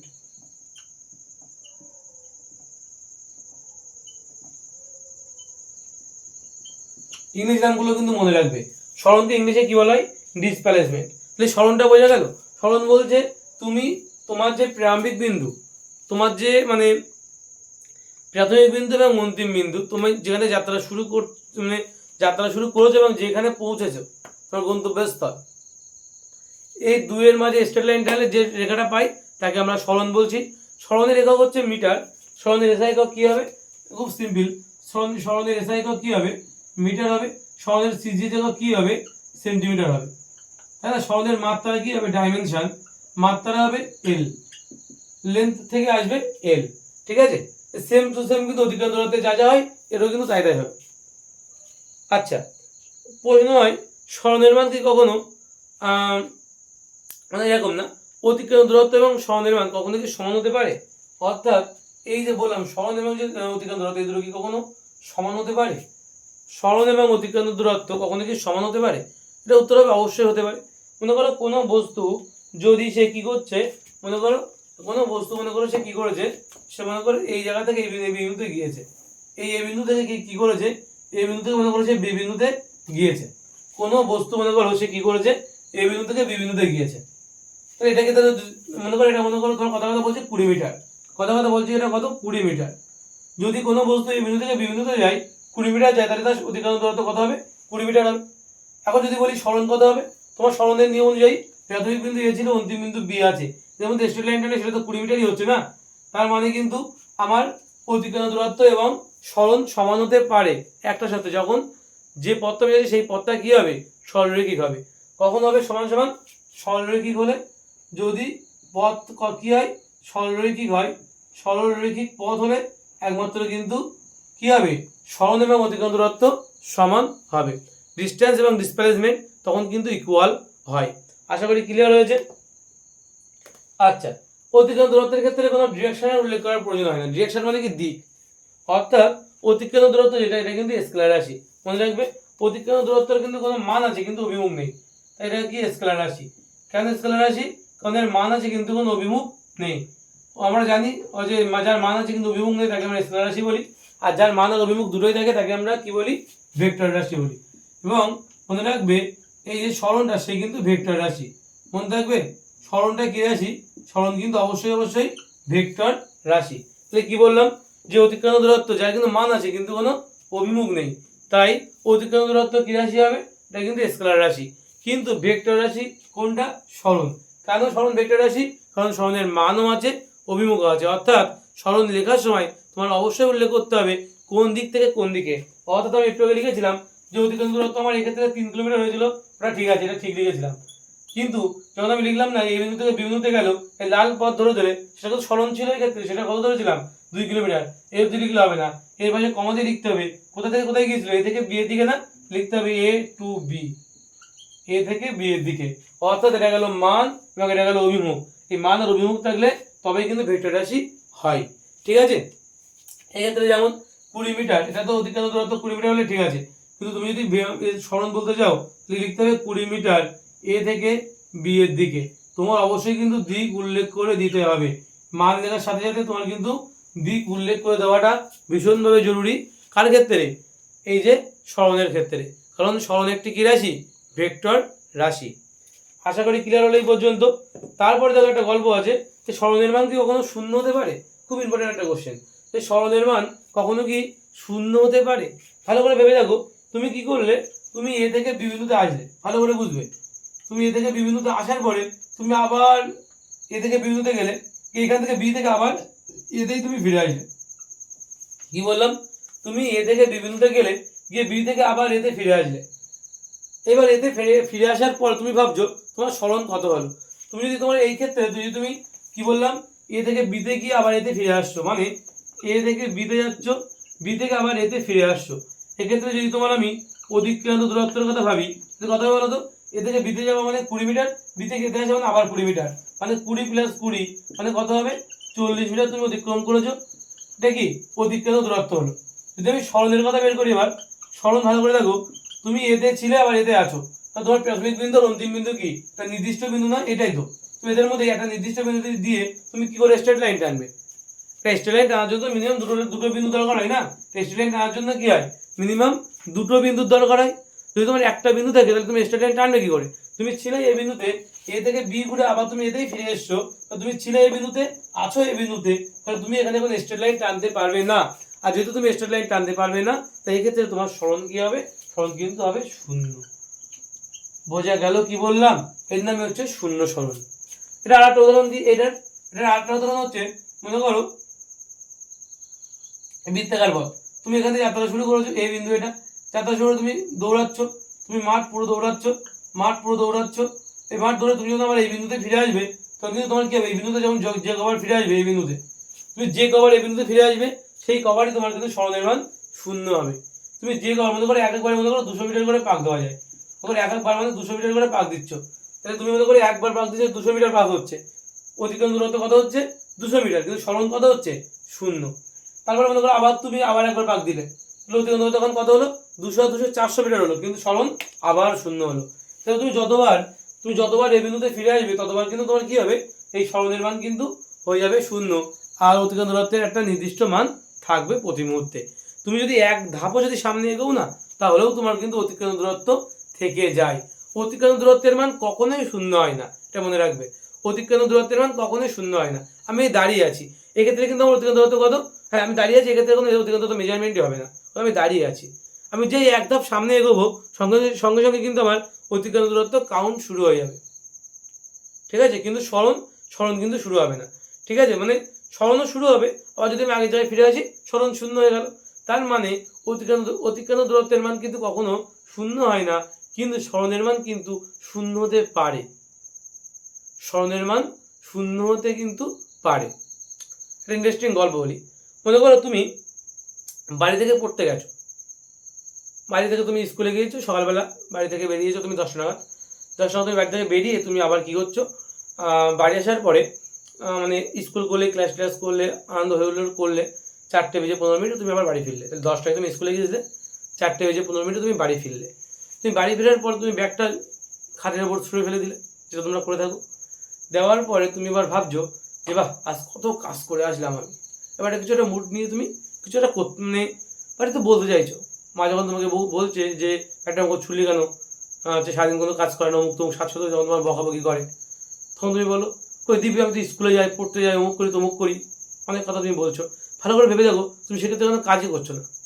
কেন কাজ করো? তুমি যেই স্কুলে গেলে, তুমি ভাবছো তুমি স্কুলে গেলে, স্কুল থেকে সারাদিন ক্লাস করলে, এত কষ্ট করে স্যারেদের কথা শুনতে হয়েছে, তারপর আবার বাড়ি আসলে, তাহলে তুমি কত কাজ করে এসছো, কিন্তু আলটিমেটলি তুমি কোনো কাজ করোনি। দেখো কেন কাজ করোনি, কারণ আমরা জানি স্বনির্মাণ কি, মনে করো তুমি বাড়িতে যাত্রা শুরু করেছো, তোমার বাড়ি, ঠিক আছে, বাড়িতে যাত্রা শুরু, তুমি মনে করো স্কুলে গিয়েছো, গিয়ে আর মনে করো তুমি এই পথ দিয়েই, মনে করো তোমার স্কুল ছিল, ঠিক আছে, আবার তুমি এই পথ দিয়ে আবার বাড়ি ফিরে এসছো, তোমার সকাল 10টায় তুমি বেরিয়েছিলে, 10টা AM আবার তুমি 4টের সময় তুমি কিন্তু বাড়ি ফিরে এসছো, তাই না? এই পথ দিয়ে তুমি গিয়েছিলে স্কুলে, আবার তুমি এই পথে এবার কিন্তু বাড়ি ফিরে এসছো, তাই তোমার স্মরণ কত হলো বলো এক্ষেত্রে? স্মরণ কিন্তু কত হলো এক্ষেত্রে? স্মরণের মান কিন্তু 0, তাই না? কিন্তু আমরা জানি কার্যের সূত্র কি, আমরা যে কাজ করি কার্যের সূত্র হচ্ছে বল ইন্টু স্মরণ। ভালো করে দেখবে। হ্যাঁ আমি মানছি তোমার ক্লান্ত হচ্ছে, তুমি অনেক বল প্রয়োগ করেছো, তোমার বল আছে, বল দিলাম ইন্টু স্মরণ কত তোমার এক্ষেত্রে 0, তো 0-এর সঙ্গে যা গুণ করি সেটা 0 হয়ে যায়, কার্য তোমার কত হচ্ছে? কার্য কিন্তু তোমার 0 হয়ে যাচ্ছে, মানে এক্ষেত্রে তোমার কৃতকার্যের মান কত? 0, বিগ 0। তো তুমি কোনো কাজ করোনি, ঠিক আছে? তো এটাই হচ্ছে গল্প, যে তুমি সারাদিন যতই বলো না তোমার কাজ করেছো, অ্যাকচুয়ালি তুমি হিসাব ম্যাথে ফিরিজ বলে তুমি কোনো কাজ করোনি। যতবার তুমি বাড়ি ফিরে আসবে ততবার তোমার কাজের মান 0, যতবার তুমি বাড়ির বাইরে যাবে এবং বাড়ি ফিরে আসবে ততবার তোমার কাজের মান কত হবে? 0 হবে, ঠিক আছে? তো যাই হোক, এটা ছিল আমাদের স্মরণের গল্প, আর হচ্ছে অতিক্রান্ত দত্তের কথা আমি বললাম। এবার আমাদের নেক্সট যে শূন্য স্মরণ বলে দিলাম তোমাদের, আমাদের নেক্সট যেটা আছে দেখো, স্মরণের ক্ষেত্রে এই কাকার মাত্রা সেটাও তোমাদের বলে দিয়েছি, আর এখান থেকে তেমন কিছু লাগবে না। এবার এখান থেকে দেখো আমাদের দেখে নাও পরের যে টপিকটা, আর স্মরণ থেকে একটা প্রশ্ন পরীক্ষায় আসে, প্রশ্নটা মনে পড়লো, বলে দিই, এখানে বলে দিই, দেখে নাও। স্মরণ থেকে একটা প্রশ্ন পরীক্ষায় আসে, বলছে, আমি জাস্ট প্রশ্নটা বলবো না, মানে আমি জাস্ট ছবিটা এঁকে দিচ্ছি, তোমার সেখান থেকে বুঝে নাও, ঠিক আছে? আমি আলাদা করে কিছু লিখবো না, দেখে নাও। মনে করো এই একটা তোমার বৃত্তাকার পথ, মাঠ, মনে করো বৃত্তাকার মাঠ, এটা এই মাঠে মনে করো একটা বৃত্তাকার পথ, এটা তুমি কি হচ্ছে সেন্টার হচ্ছে মনে করো এই জায়গাটায়, তোমাদের খেলার মাঠ যেটা, সেই খেলার মাঠ এটা। এখন মনে করো তোমার এটা যদি তোমার যে বৃত্তের সেন্টার হয়, তাহলে ভালো করে খেয়াল করে দেখো তো তুমি কোথায় ছিলে, কোথায় আছো, আর কি করছো, ভালো করে খেয়াল করবে। যে তুমি এখান থেকে যাত্রা শুরু করলে, প্রশ্নটা এইভাবেই থাকবে, তুমি এখানে যাত্রা শুরু করলে, তুমি তার 4 ভাগের 3 ভাগ গিয়েছো, ভালো করে বুঝবে। তুমি মাঠের 4 ভাগের 3 ভাগ গিয়েছো, ভালো করে বুঝো। 4 ভাগের 3 ভাগ মানে তুমি মনে মনে এটাকে 4 ভাগে ভাগ করে দাও মাঠটাকে, তার 3 ভাগ তুমি মাঠে ঘুরেছো, তোমার ওখানে ঘুরে মনে করো তুমি দাঁড়িয়ে আছো, তোমার স্মরণ কত? এই মাঠটা 4 ভাগ করলে 1 2 3 4 4টে ভাগ, তার 3 ভাগ গিয়েছো, মানে তুমি কিন্তু এদিক বরাবর এখানে তুই যাত্রা শুরু করে, এখানে যাত্রা শুরু করে, এখানে যাত্রা শুরু করে, এদিক এখানে গিয়ে তুমি বলে এই জায়গায় গিয়ে তুমি মনে করো দাঁড়িয়ে পড়েছো, তুমি ছিল এই জায়গাতে যাত্রা শুরু করেছো, তুমি এই জায়গায় যাত্রা শেষ করেছো। বুঝতে পারছো কি বলছি আমি? তো বলো তোমার স্মরণের কত? এক্ষেত্রে তোমার স্মরণের কত তোমার বলে দিচ্ছে যে এই বৃত্তের ব্যাসার্ধ হচ্ছে আর, তোমার এটা বলে দেবে এই বৃত্তের ব্যাসার্ধ কত আর, তোমার স্মরণের কত হবে। তাই ভালো করে ভেবে দেখো, এক্ষেত্রে তোমার স্মরণের কি হবে বলো তো? তোমার প্রাথমিক বিন্দু ছিল এ, আর অন্তিম বিন্দু কত হচ্ছে বি, কিন্তু প্রাথমিক আর অন্তিম বিন্দুর মাঝে দূরত্ব কি, আর এটা মনে করো সেন্টার, এটাকে আমি বদললাম, ঠিক আছে? আর এখান থেকে এইটুকু দূরত্বকে আমি কি বলছি, এই যে ব্যাসার্ধটুকু, এই বলা হচ্ছে আর, তাই তো? তাহলে ভালো করে জিনিস বুঝে দেখো, তোমার স্মরণ কি হবে বলো তো? এক্ষেত্রে তোমার এক্ষেত্রে স্মরণ হবে এখান থেকে এই অবধি, এটা তোমার স্মরণ, নীলকালি দিয়ে আমি যেটা রেখেছি এটা তোমার স্মরণ। তুই স্মরণ যদি হয়, ভালো করে ভেবে দেখো, এটা যদি একটা বৃত্ত, তাহলে এটা কিন্তু অবশ্যই 90 ডিগ্রি, তার মানে এটা কিন্তু তার অতিভুজ। আর এটা যদি আর হয় তাহলে নিশ্চয়ই এটাও কিন্তু আর হবে, এখান থেকে এইটুকু দূরত্বটাও কি হবে, আর হবে। যদি এইটুকু যদি আর হয়, তাহলে তুমি বুঝতে পারছো এটা তোমার অতিভুজের মান। অতিভুজের মানে সূত্র কি, অতি বের করার সূত্র কি, আমি এক্ষেত্রে অতি মানে অ্যাকচুয়ালি এ বির মান বের করছি আমরা এক্ষেত্রে, কি হচ্ছে এ বির মান। এ বি সমান কি লিখতে পারি আমরা, √, কি লিখবো, √, লম্ব স্কোয়ার, লম্ব মানে আর এর স্কোয়ার, প্লাস ভূমি মানে আর স্কোয়ার, মানে √2r², মানে আর বাইরে বেরিয়ে আসবে আর √2 ভিতরে থেকে যাবে, ঠিক আছে? তাহলে এটা যদি তোমার 8 মিটার হতো, তাহলে এটা তোমার এত একক, এটা তোমার কিন্তু কি, এটা কিন্তু তোমার স্মরণের মান, বোঝা গেল? তার ডিরেকশনটা কি হবে, এ টু বি এর দিকে, মানে ডিরেকশনটা এদিক থেকে এদিকে আসবে, ঠিক আছে? এ থেকে বি এর দিকে, বা এ বি বলতে পারো, ডিরেকশন হচ্ছে এবি ভেক্টর। ভেক্টর রূপটা এখন যদি বলি তাই এবি ভেক্টর এভাবে লিখবো না, আমরা বলবো এ থেকে বি এর দিকে, এ থেকে বি এর দিকে, বোঝা গেল? তোমার তাহলে এই ক্ষেত্রে স্মরণের মান কত হলো, আশা করি ক্লিয়ার হয়েছে। এই ধরনের কোশ্চেন কিন্তু পরীক্ষায় আসে। আর একটা কোশ্চেন বলছে, হঠাৎ করে মনে পড়লে এই কোশ্চেনগুলো বলি। এই একই বৃত্তের অঙ্ক, একই বৃত্তের অঙ্ক, এবার তুমি এই অবধি আসনি, তুমি কোন অবধি এসছো, তুমি মনে করো এই অবধি এসছো, ঠিক আছে? তুমি এবার এসছো মনে করো এই পর্যন্ত, ভালো করে বুঝবে। তোমার এখন অন্তিম বিন্দু বি এখানে নয়, তোমার অন্তিম বিন্দু এখন কোথায়, বি এখানে।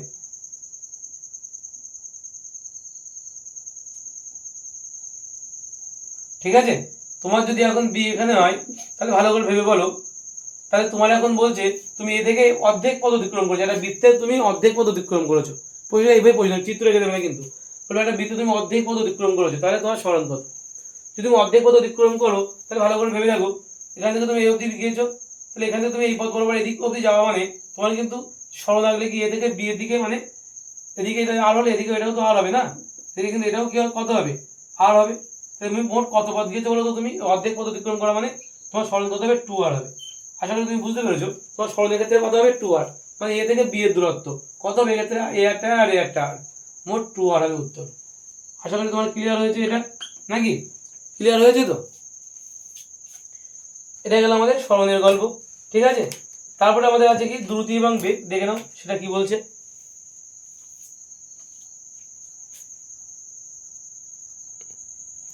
দেখো আমাদের পরবর্তী টপিক দ্রুতি এবং বেগ। আমাদের পরবর্তী টপিক কি, দ্রুতি এবং বেগ। দ্রুতি এবং বেগ কি বলছে, বলছে কোনো কণার দ্রুতি কি বলছে, দ্রুতি মানে বলছে যে কোনো কণার দ্রুতি, আমরা আগে দ্রুতি দিয়ে লিখবো। দ্রুতি মানে কি বলছে, অতিক্রান্ত দূরত্ব বাই সময়। অতিক্রান্ত দূরত্ব, সূত্রটা আগে লিখে দিচ্ছি, অতিক্রান্ত দূরত্ব বাই কি সময়। ঠিক আছে, আর এখানে বেগ আছে, বেগ মানে কি বলছে জানো, বেগ বা ভেলোসিটি, বেগ মানে হচ্ছে সরণ বাই সময়, সরণ বাই সময়। আচ্ছা, এখানে জিনিসটা কি বলছে একটু বুঝে নাও। দ্রুতি কি বলছে, অতিক্রান্ত দূরত্ব বাই সময়, এটা হচ্ছে দ্রুতির সূত্র। দ্রুতি মানেই হচ্ছে অ্যাকচুয়ালি স্পিড। স্পিড মানে কি, তুমি মনে করো যে দূরত্ব যাচ্ছ এবং কত সময়ের মধ্যে যাচ্ছ। এতক্ষণ আমরা যাচ্ছিলাম, আগের বার বললাম 2 কিলোমিটার 3 কিলোমিটার সরণ অতিক্রান্ত দূরত্ব, অনেক কিছু আমরা ক্যালকুলেশন করেছিলাম, তো সেখানে একবার সময়ের কথা উল্লেখ করিনি। যখন এই গল্পে, এই সরণ এবং অতিক্রান্ত দূরত্বের গল্পে যখন এই সময় কথাটা চলে আসবে, তখন এই দ্রুতি এবং বেগ এদের জন্ম হয়। ঠিক আছে, দ্রুতি এবং বেগ এদের জন্ম হয়। দ্রুতি কি বলছে, দ্রুতি বলছে অতিক্রান্ত দূরত্বের হারকে আমরা কি বলি, হার। অতিক্রান্ত দূরত্বের যে হার তাকে আমরা বলছি দ্রুতি।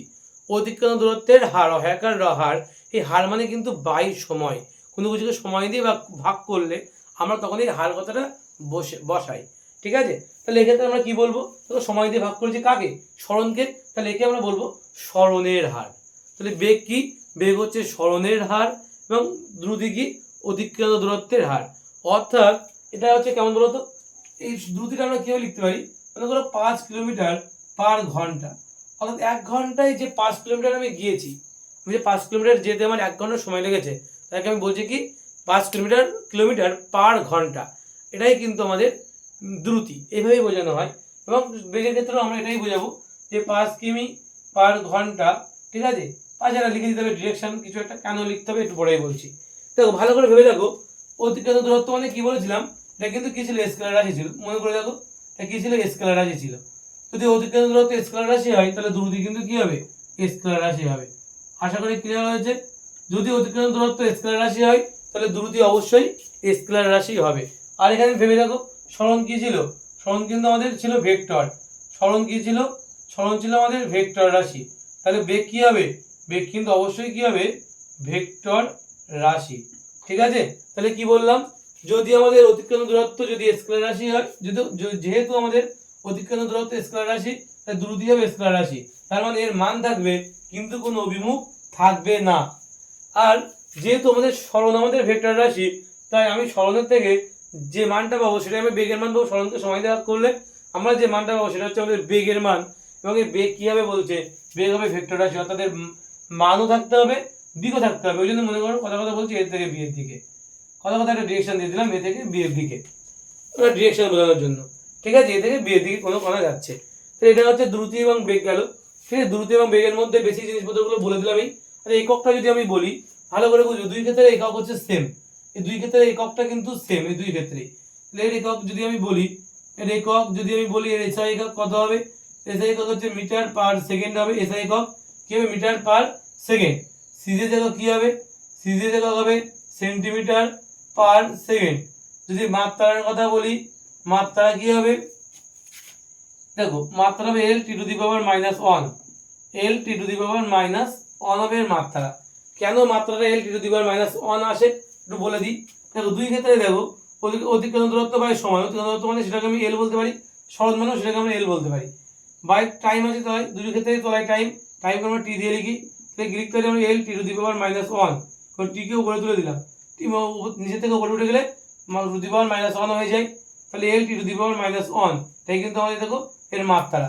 আশা করি ক্লিয়ার হলো যে একক এবং মাত্রা, আশা করি ক্লিয়ার হয়েছে। এবার আমরা যেটা দেখবো সেটা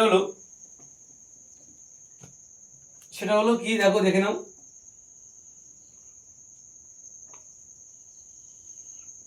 আচ্ছা নেক্সট আমরা দেখবো দ্রুতি আর বেগ। আমরা বললাম দ্রুতি বেগের ক্ষেত্রে আমাদের কতগুলো জিনিস মাথায় রাখতে হবে। দ্রুতি এক্সপ্রেসি বলে দিই, দ্রুতি একক বলে দিয়েছি, বিভিন্ন এককের মধ্যে দ্রুতির সম্পর্ক এটা একটু দেখে নাও।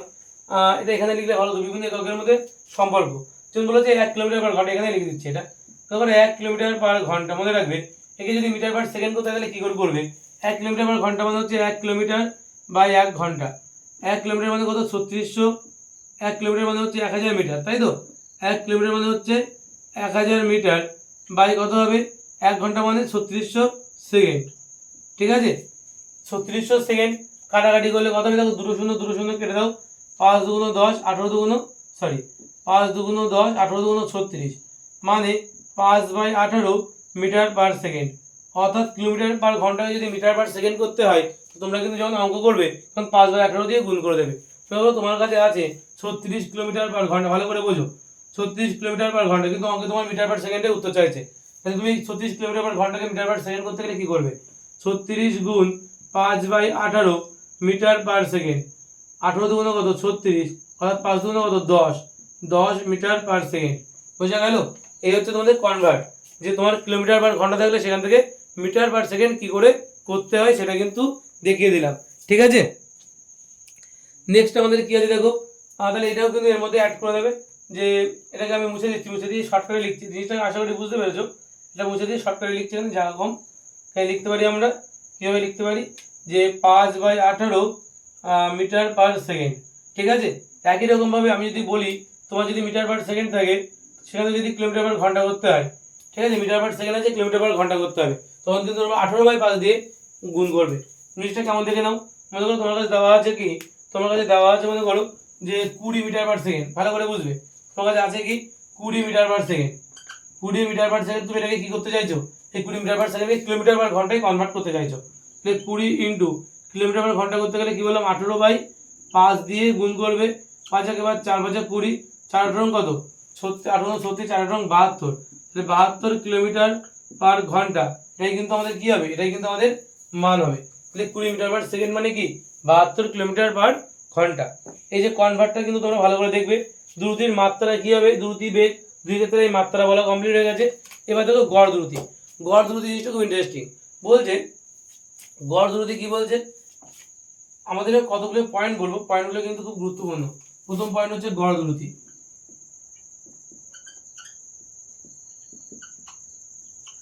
দেখো দ্রুতির ক্ষেত্রে তো কোনো অভিমুখ নেই, তাই না, তাই বলছে সমান সময়ে সমান দূরত্ব যদি আমি যাই, গড় দ্রুতি মানে জিনিসটা কেমন দেখে নাও, বলছে আমি t1 সময় আমি l1 দূরত্ব গেলাম, তারপরে বলছি t2 সময় আমি গেলাম l2 দূরত্ব, আমি t3 সময় আমি গেলাম l3 দূরত্ব। যেমন যদি আমি এরকম বলি, তাহলে আলটিমেটলি আমার গড় দ্রুতি কত হবে, আচ্ছা গড় দ্রুতি আমার যেটা হবে সেটা হচ্ছে যে l1 plus l2 plus l3 by t1 plus t2 plus t3, এটাই কিন্তু আমার গড় দ্রুতি। বোঝা গেল? গড় দ্রুতি জিনিসটা কি বলছে, যে মোট অতিক্রান্ত দূরত্ব বাই মোট সময়, কি বলবো, মোট অতিক্রান্ত দূরত্ব বাই মোট সময়, তাই কিন্তু আমাদের কি, তাই কিন্তু আমাদের মোট হচ্ছে আমাদের গড় দ্রুতির সূত্র। আশা করি ক্লিয়ার হলো। গড় দ্রুতির সূত্র হচ্ছে, আর তুমি ভাবছো গড় করতে গেলে শুধু যোগ করতে নেই, তাকে আবার ভাগও করতে হয়। যদি আমি বলি মনে করো আমাদের 3টে নারকেল গাছ আছে, এবং 3 নারকেল গাছে প্রথমটাই হয়েছে 10টা নারকেল, তারপরটাই হয়েছে 20টা নারকেল, আর তারপরটাই মনে করো হয়েছে 30টা নারকেল। এখন যদি তোমার বলা হয় তোমার এক একটা গাছে কটা করে নারকেল হচ্ছে, গড় করতে বলা হয়, তাহলে তুমি কি করবে, এটাকে তুমি যোগ করবে, যোগ করে কি করবে 3 দিয়ে ভাগ করবে, কারণ তোমার গড় করতে বলা হয়েছে, তোমার কত হবে 60/3 মানে হবে 20।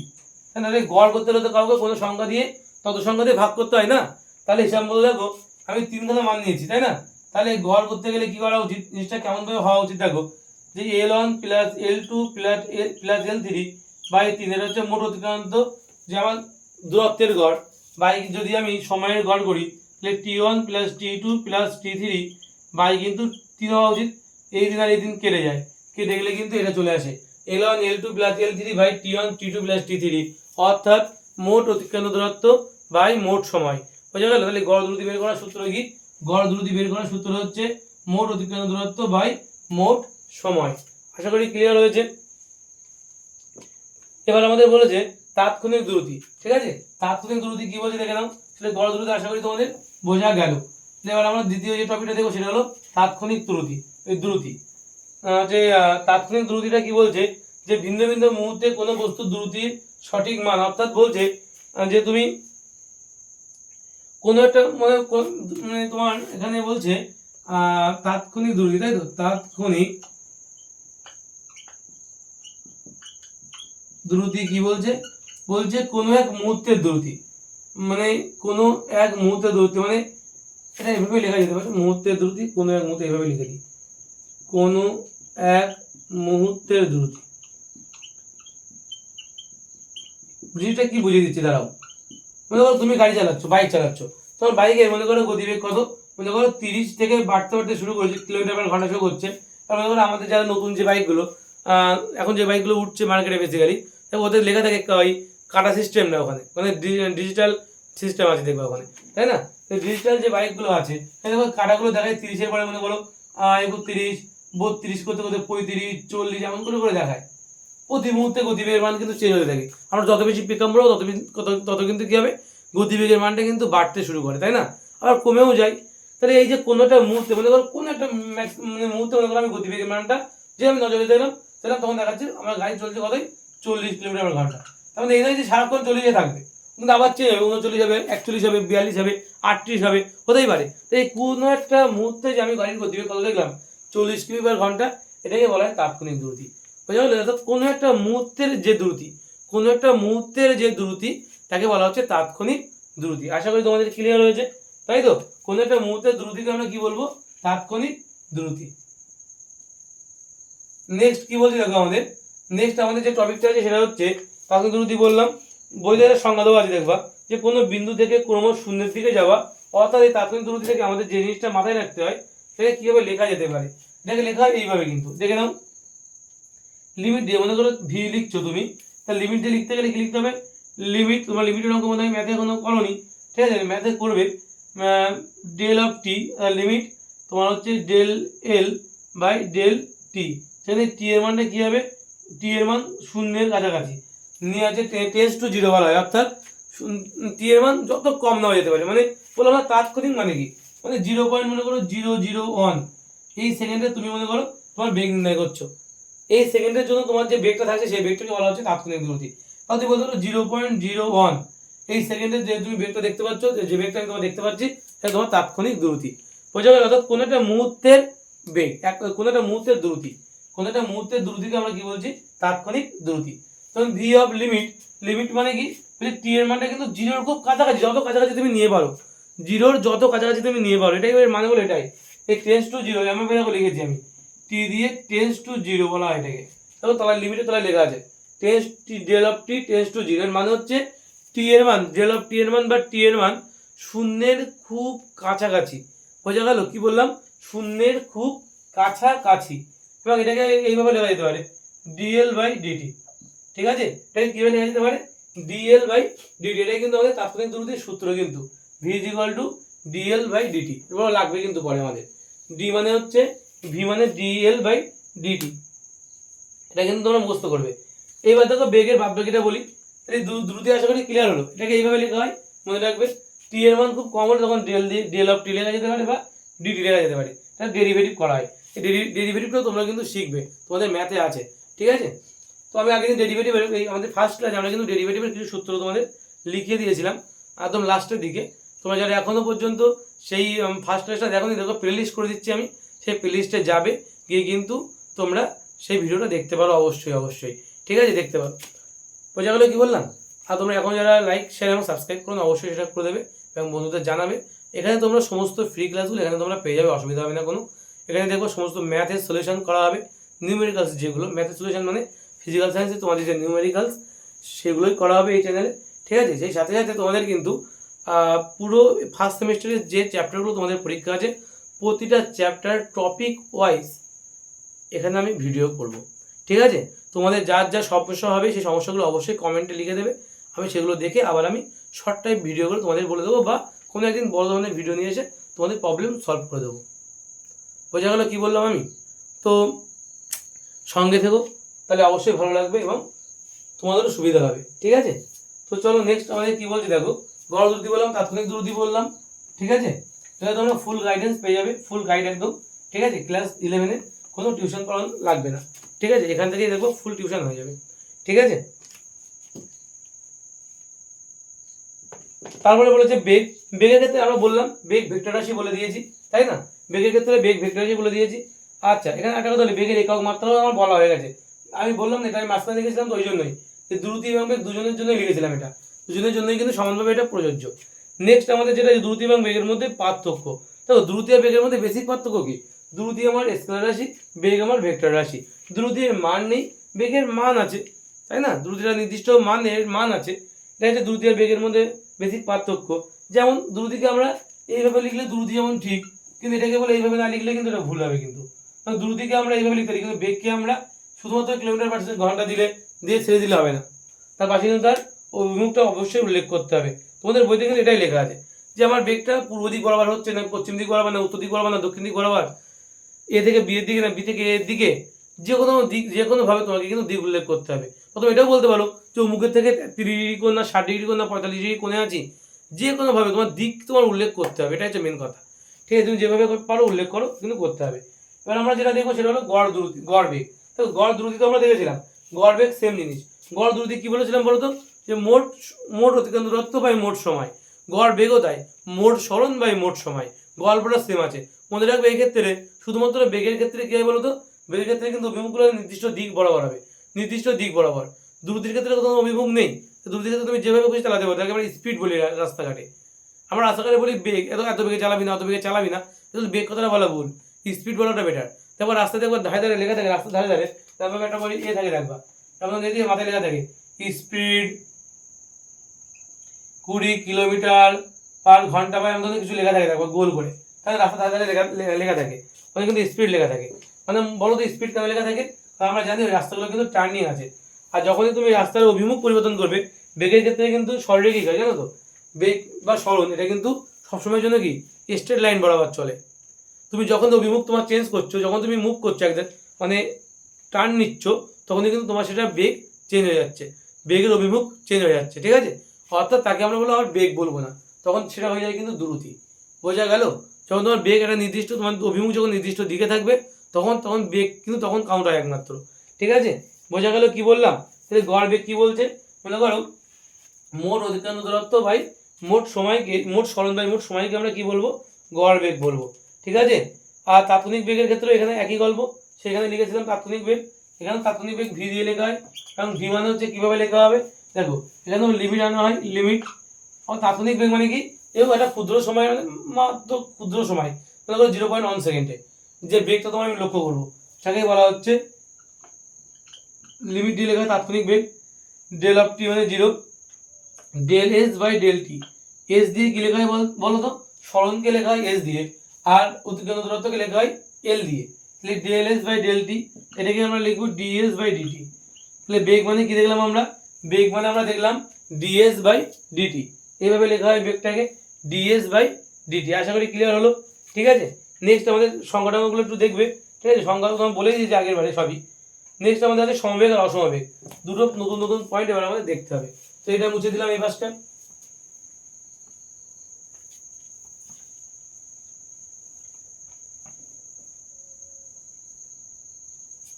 ঠিক আছে, বেগের ক্ষেত্রে এবার আমাদের নেক্সট পয়েন্ট কি আছে, সমবেগ। সমবেগ কি বলছে দেখো, বলছে যখন তুমি সমান সময়ে সমান দূরত্ব অতিক্রম করছো, ভালো করে বুঝবে, সমান সময় যখন তুমি সমান দূরত্ব অতিক্রম করছো তখন থেকে আমরা বলছি সমবেগে। মনে করো জিনিসটা কেমন আমি যদি বোঝাই, তখন তুমি 2 সেকেন্ডে তুমি গিয়েছো 20 মিটার, ভালো করে বুঝবে। আবার পরের 2 সেকেন্ডে তুমি গিয়েছো আবার 20 মিটার, আবার পরের 2 সেকেন্ডে তুমি গিয়েছো কত, আবার 20 মিটার। তুমি একই সময় যদি একই দূরত্ব অতিক্রম করো, তখন নিঃসন্দেহে বলবো তুমি সমবেগে চলছো, নিঃসন্দেহে কি বলবো, তুমি সমবেগে চলছো। তোমার তাহলে গড় বেগ কত হবে, সমবেগ কত হবে। দেখো গড় বেগ বের করতে গেলে যদি গড় বেগ যদি পার্টিকুলার একটা বেগের সঙ্গে মিলে যায় তোমাদেরকে আমরা সমবেগ বলি। দেখো তোমার এখানে গড় বেগ বের করলে 20 প্লাস 20 প্লাস 20 বাই কত হবে 2 প্লাস 2 প্লাস 2 কত হচ্ছে দেখো 3 গুণ 60 আর তলায় কত 6 মানে 10, তাই 10 মিটার পার সেকেন্ড। তুমি এক্ষেত্রে এক একটা বেগের ক্ষেত্রে দেখো 20কে যদি তুমি 2 দিয়ে ভাগ করো তোমার কত হবে 10 মিটার পার সেকেন্ডে কিন্তু তোমার হবে। ক্লিয়ার হলো কি বললাম আমি? তাহলে কিন্তু এটাকে আমরা কি বলছি, সমবেগ। সমবেগ মানে কি, সমান সময়ে সমান দূরত্ব বা সমান সময়ে সমান দূরত্ব অতিক্রম করাকে আমরা কি বলছি, সমবেগ বলছি। আর অসমবেগ মানে কি, প্রথম 2 সেকেন্ডে 20 মিটার গেলে, পরে 2 সেকেন্ডে তুমি গেলে মনে করো 30 মিটার, আবার তারপরে 2 সেকেন্ডে তুমি গেলে কত মনে করো 15 মিটার। তুমি এইভাবে যদি তুমি যেতে থাকো তাহলে কিন্তু তোমার যে বেগের মানটা আমরা পাবো সেটা কিন্তু বলা হবে অসমবেগ। বোঝা গেল? এক্ষেত্রে তোমার যে বেগটা পাবো সেটাকে বলা হচ্ছে অসমবেগ। ক্লিয়ার হলো কি বললাম?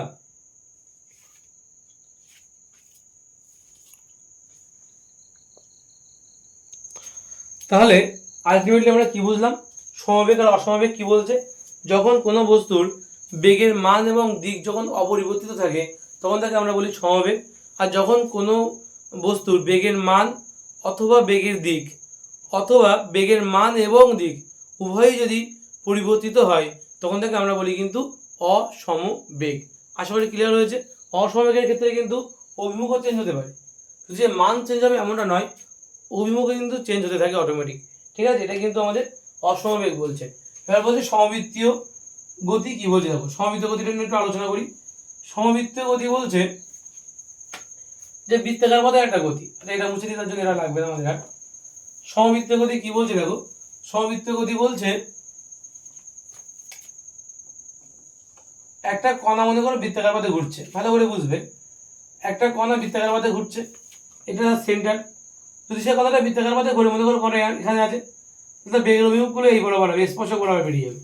ঠিক আছে, কেউ সে যাচ্ছে কোন দিক বরাবর, এদিক বরাবর, তখন সে এই জায়গায় আছে তখন তার বেগের অভিমুখ কোন দিক, এদিক বরাবর, কিন্তু কণাটা যাচ্ছে এদিক বরাবর। ভালো করে বুঝবে, কণাটা মনে করে এদিক বরাবর যাচ্ছে, তার বেগের অভিমুখ যদি এই বিন্দু থেকে বেগের অভিমুখ এদিক হবে, সে যাচ্ছে এদিক বরাবর। প্রতিটা মুহূর্তে কি হচ্ছে বলতো, বেগের মনে করো মান একটা নির্দিষ্ট মানেই সে ঘুরছে, মনে করো সেটা নির্দিষ্ট মানেই ঘুরছে 30 কিমি পার ঘন্টা, কিন্তু অভিমুখ দেখো প্রতি মুহূর্তে বদলাচ্ছে না, তাই তো? কিন্তু নির্দিষ্ট বেগে যাচ্ছে, একে আমরা দ্রুতি বলতে পারি, সমদ্রুতিতে ঘুরছে। মনে করো সমান কথা বলছি, মনে করো সমান সময় সমান দূরত্ব অতিক্রম করছে। মনে করো এই বস্তুটা এখানে বৃত্তাকার পথে যেটা ঘুরছে, কি বললাম, সমান সময়ে কি করছে, সমান দূরত্ব অতিক্রম করছে, সমান দূরত্ব অতিক্রম করছে, সেটা কত সমান দূরত্ব অতিক্রম করছে, অর্থাৎ সমদ্রুতিতে চলছে, আর সমদ্রুতির মান কত 30 কিলোমিটার পার ঘন্টা। ভালো করে বুঝবে। এবং সে কিন্তু অনবরত যেদিকে বৃত্তাকার পথে ঘুরছে অনবরত তার বেগের মান চেঞ্জ হচ্ছে, অর্থাৎ এই মান অভিমুখ চেঞ্জ হচ্ছে, তাহলে বেগের মান আছে কিন্তু অভিমুখ নেই, এটাকে আমরা কখনো সমবেগ বলতে পারি না। এটাকে আমরা কি বলতে পারি না কখনো, সমবেগ এ কথা কিন্তু বলা যাবে না। তাহলে কি বলবো, এটাকে অসমবেগ বলবো। বোঝা গেল? এটাকে আমরা সমবেগ বলবো না, এটাকে আমরা বলবো অসমবেগ। কারণ বেগের মান একই থাকলেও দ্রুতি চেঞ্জ হচ্ছে, ওই অভিমুখ চেঞ্জ হচ্ছে, তার মানে যা আমার সমদ্রুতি তা কিন্তু আমার অসমবেগ। ভালো করে বুঝবে, যা কিন্তু আমার সমদ্রুতি তা কিন্তু আমার অসমবেগের মধ্যে পড়ে যাচ্ছে। সমদ্রুতি বলা ভুল, গড় দ্রুতি বলতে পারো। যা কিন্তু আমার গড় দ্রুতি বা সমদ্রুতি তুমি যাই বলো না কেন, তা কিন্তু আমার অসমবেগের মধ্যে পড়ে যাচ্ছে। ঠিক আছে, অসমদ্রুতির মধ্যে কিন্তু পড়ে যাচ্ছে। তো তুমি সমদ্রুতিও বলতে পারো, তাহলে তুমি সমদ্রুতি বা অসমদ্রুতি বলতে পারো, গড় দ্রুতি বলতে পারো, যা পারো বলো, অসুবিধা নেই, কারণ এক্ষেত্রে তো অভিমুখ নেই, সমস্যা হবে না। তাই বলছে সমবৃত্তীয় গতি নামে, এটাকে বলা হচ্ছে সমবৃত্তীয় গতি। ঠিক আছে, এটাকে কি বলা হয়, সমবৃত্তীয় গতি। এবং এক্ষেত্রে বলছে এটি একটি সমদ্রুতি কিন্তু অসম বেগ সম্পন্ন গতির উদাহরণ। এটা সমদ্রুতি কিন্তু অসম বেগ সম্পন্ন একটা গতির উদাহরণ কিন্তু সমবৃত্তীয় গতি। এটা কিন্তু পরীক্ষায় মাঝে মাঝে আসে, সমদ্রুতি কিন্তু অসম বেগ সম্পন্ন একটি গতির উদাহরণ দাও, উত্তর হবে সমবৃত্তীয় গতি। ঠিক আছে, নেক্সট আমাদের বলেছে দ্রুতি আর বেগ এদের মধ্যে পার্থক্য। দ্রুতি বেগের পার্থক্য অনেক আমরা দেখেছিলাম, তোমার বাড়িতে এটা দেখে নেবে যে দ্রুতি হচ্ছে প্রতিদ্বন্দ্ব দত্তের হার, বেগ হচ্ছে সরণের হারকে আমরা বেগ বলছি, দ্রুতি হচ্ছে আমাদের স্কেলার রাশি, সরণ ভেক্টর রাশি। তারপরে দ্রুতির ক্ষেত্রে তোমার মান আছে, মান আছে, অভিমুখ নেই, আছে মান অভিমুখ দুটোই আছে। এই ধরনের কিন্তু তোমরা অনেক কিছুই পাবে। তাই না, তুলনা করতে বলেছে অনেকে, এদের আমি মিলও বলতে পারি, যেমন একক মাত্রা দুজনের ক্ষেত্রে একক মাত্রা সমান, এটাও আমরা বলতে পারি। ঠিক আছে, এগুলো কিন্তু বলা যেতে পারে। ঠিক আছে, আচ্ছা এখানে আরও দুটো কথা বলি। বলছে কোনো বস্তু যদি আমাদের সমবেগে চলে তখন তাকে আমরা সমদ্রুতিও বলতে পারি। কোনো বস্তু যখন সমবেগে চলবে অর্থাৎ সমান সময় সমান দূরত্ব যাবে নির্দিষ্ট অভিমুখে, তখন তাকে আমরা তাকে সমদ্রুতিও বলতে পারি, কোনো আপত্তি নেই। সে আমি অভিমুখটা বাদ নাই দিলাম, তো সমান সময় সমান দূরত্ব যাচ্ছে, তাকে আমরা সমদ্রুতি বলতেই পারি। ঠিক আছে, আর কি বলছে, তাকে আমরা বলতে পারি সমদ্রুতি সম্পন্ন বস্তু। আর সমবেগ সম্পন্ন বস্তুর দ্রুতি সমান, কিন্তু সমদ্রুতি সম্পন্ন বস্তুর বেগ সমান না হতে পারে। এটা খুব গুরুত্বপূর্ণ একটা লাইন। বলছি সমবেগ সম্পন্ন বস্তুর সমবেগ সম্পন্ন যে বস্তু তাদের কিন্তু কি বলা হচ্ছে, বস্তু দ্রুতি কিন্তু সমান হবে। সমবেগ সম্পন্ন বস্তু দ্রুতি সমান কেন? কারণ সমবেগে যাচ্ছে মানে কি সমান সময় সমান দূরত্ব যাচ্ছে, ফলে তার দ্রুতিও কিন্তু তাই হবে, সমান সময় সমান দূরত্ব অতিক্রম করবে, মানে সমবেগ সম্পন্ন বস্তুর কিন্তু দ্রুতিও কিন্তু সমান হতে পারে। কিন্তু অসমবেগ সম্পন্ন বস্তুর দ্রুতি কিন্তু বা অসমদ্রুতি সম্পন্ন বস্তুর বেগ সমান না হতে পারে। কারণ অসমদ্রুতি সম্পন্ন বস্তুর ক্ষেত্রে কি হয়, অসমদ্রুতি মানে বলছি মানে কি সম্পন্ন বস্তু মানে কি তার বেগ বলে সমান নাও হতে পারে। তার কারণ কি, কারণ অসমদ্রুতি সম্বন্ধে যখন কোনো বস্তুর কথা আমি আলোচনা করব, তার মানে সে কিন্তু আলাদা আলাদা আলাদা সময় আলাদা আলাদা দূরত্ব অতিক্রম করছে, এবং সেই সাথে সাথে কী করছে, সেই সাথে সাথে সেই বস্তু কিন্তু তোমার কি বললাম আলাদা আলাদা দূরত্ব অতিক্রম করছে আলাদা আলাদা সময়ে, তাই না? সাথে সাথে তার অভিমুখও বলো চেঞ্জ হচ্ছে অটোমেটিক্যালি, তাকে তো আমরা বেগ বলতে পারি না। যার অভিমুখ চেঞ্জ হবে তাকে তো আমরা বেগ বলতে পারি না। তাই বলছে যে আমরা মানে বেগ সমান বা সমবেগ এটা নাও বলতে পারি, কিন্তু নাও হতে পারে। ঠিক আছে, এটাই কিন্তু এখানে বলেছে। মোটামুটি দেখবে যেমন বেগের মান শূন্য হতে পারে, তাই যেহেতু সরণের মান শূন্য হতে পারে, ভালো করে দেখবে, যেহেতু সরণের মান শূন্য হতে পারে তাই বেগের মান শূন্য হতে পারে। কিন্তু এখানে যেহেতু অতিক্রান্ত দূরত্বের মান শূন্য হতে পারে না, তাই কিন্তু দ্রুতির মানও কিন্তু শূন্য হতে পারে না। বুঝতে পারলে? এগুলো তোমরা বলবে। ঠিক আছে, আর এক্ষেত্রে বলতে বস্তু সরলরৈখিক বা বক্রপথে যে কোনো পথেই দ্রুতি হতে পারে, কিন্তু বেগ হতে গেলে শুধুমাত্র সরলরৈখিক পথেই বস্তুকে চলতে হবে। ঠিক আছে, এটাই কিন্তু বেসিক তুলনায় আবার পার্থক্য বলতে পারো কার কার মধ্যে, দ্রুতি এবং বেগের মধ্যে। ঠিক আছে, এবার আমাদের নেক্সট যে টপিকটা সেটা হচ্ছে ত্বরণ। এটাই আমাদের লাস্ট টপিক আজকে। ঠিক আছে, ত্বরণটা কি বলছে একটু ছোট্ট করে দেখে নাও, ত্বরণ কি বলছে।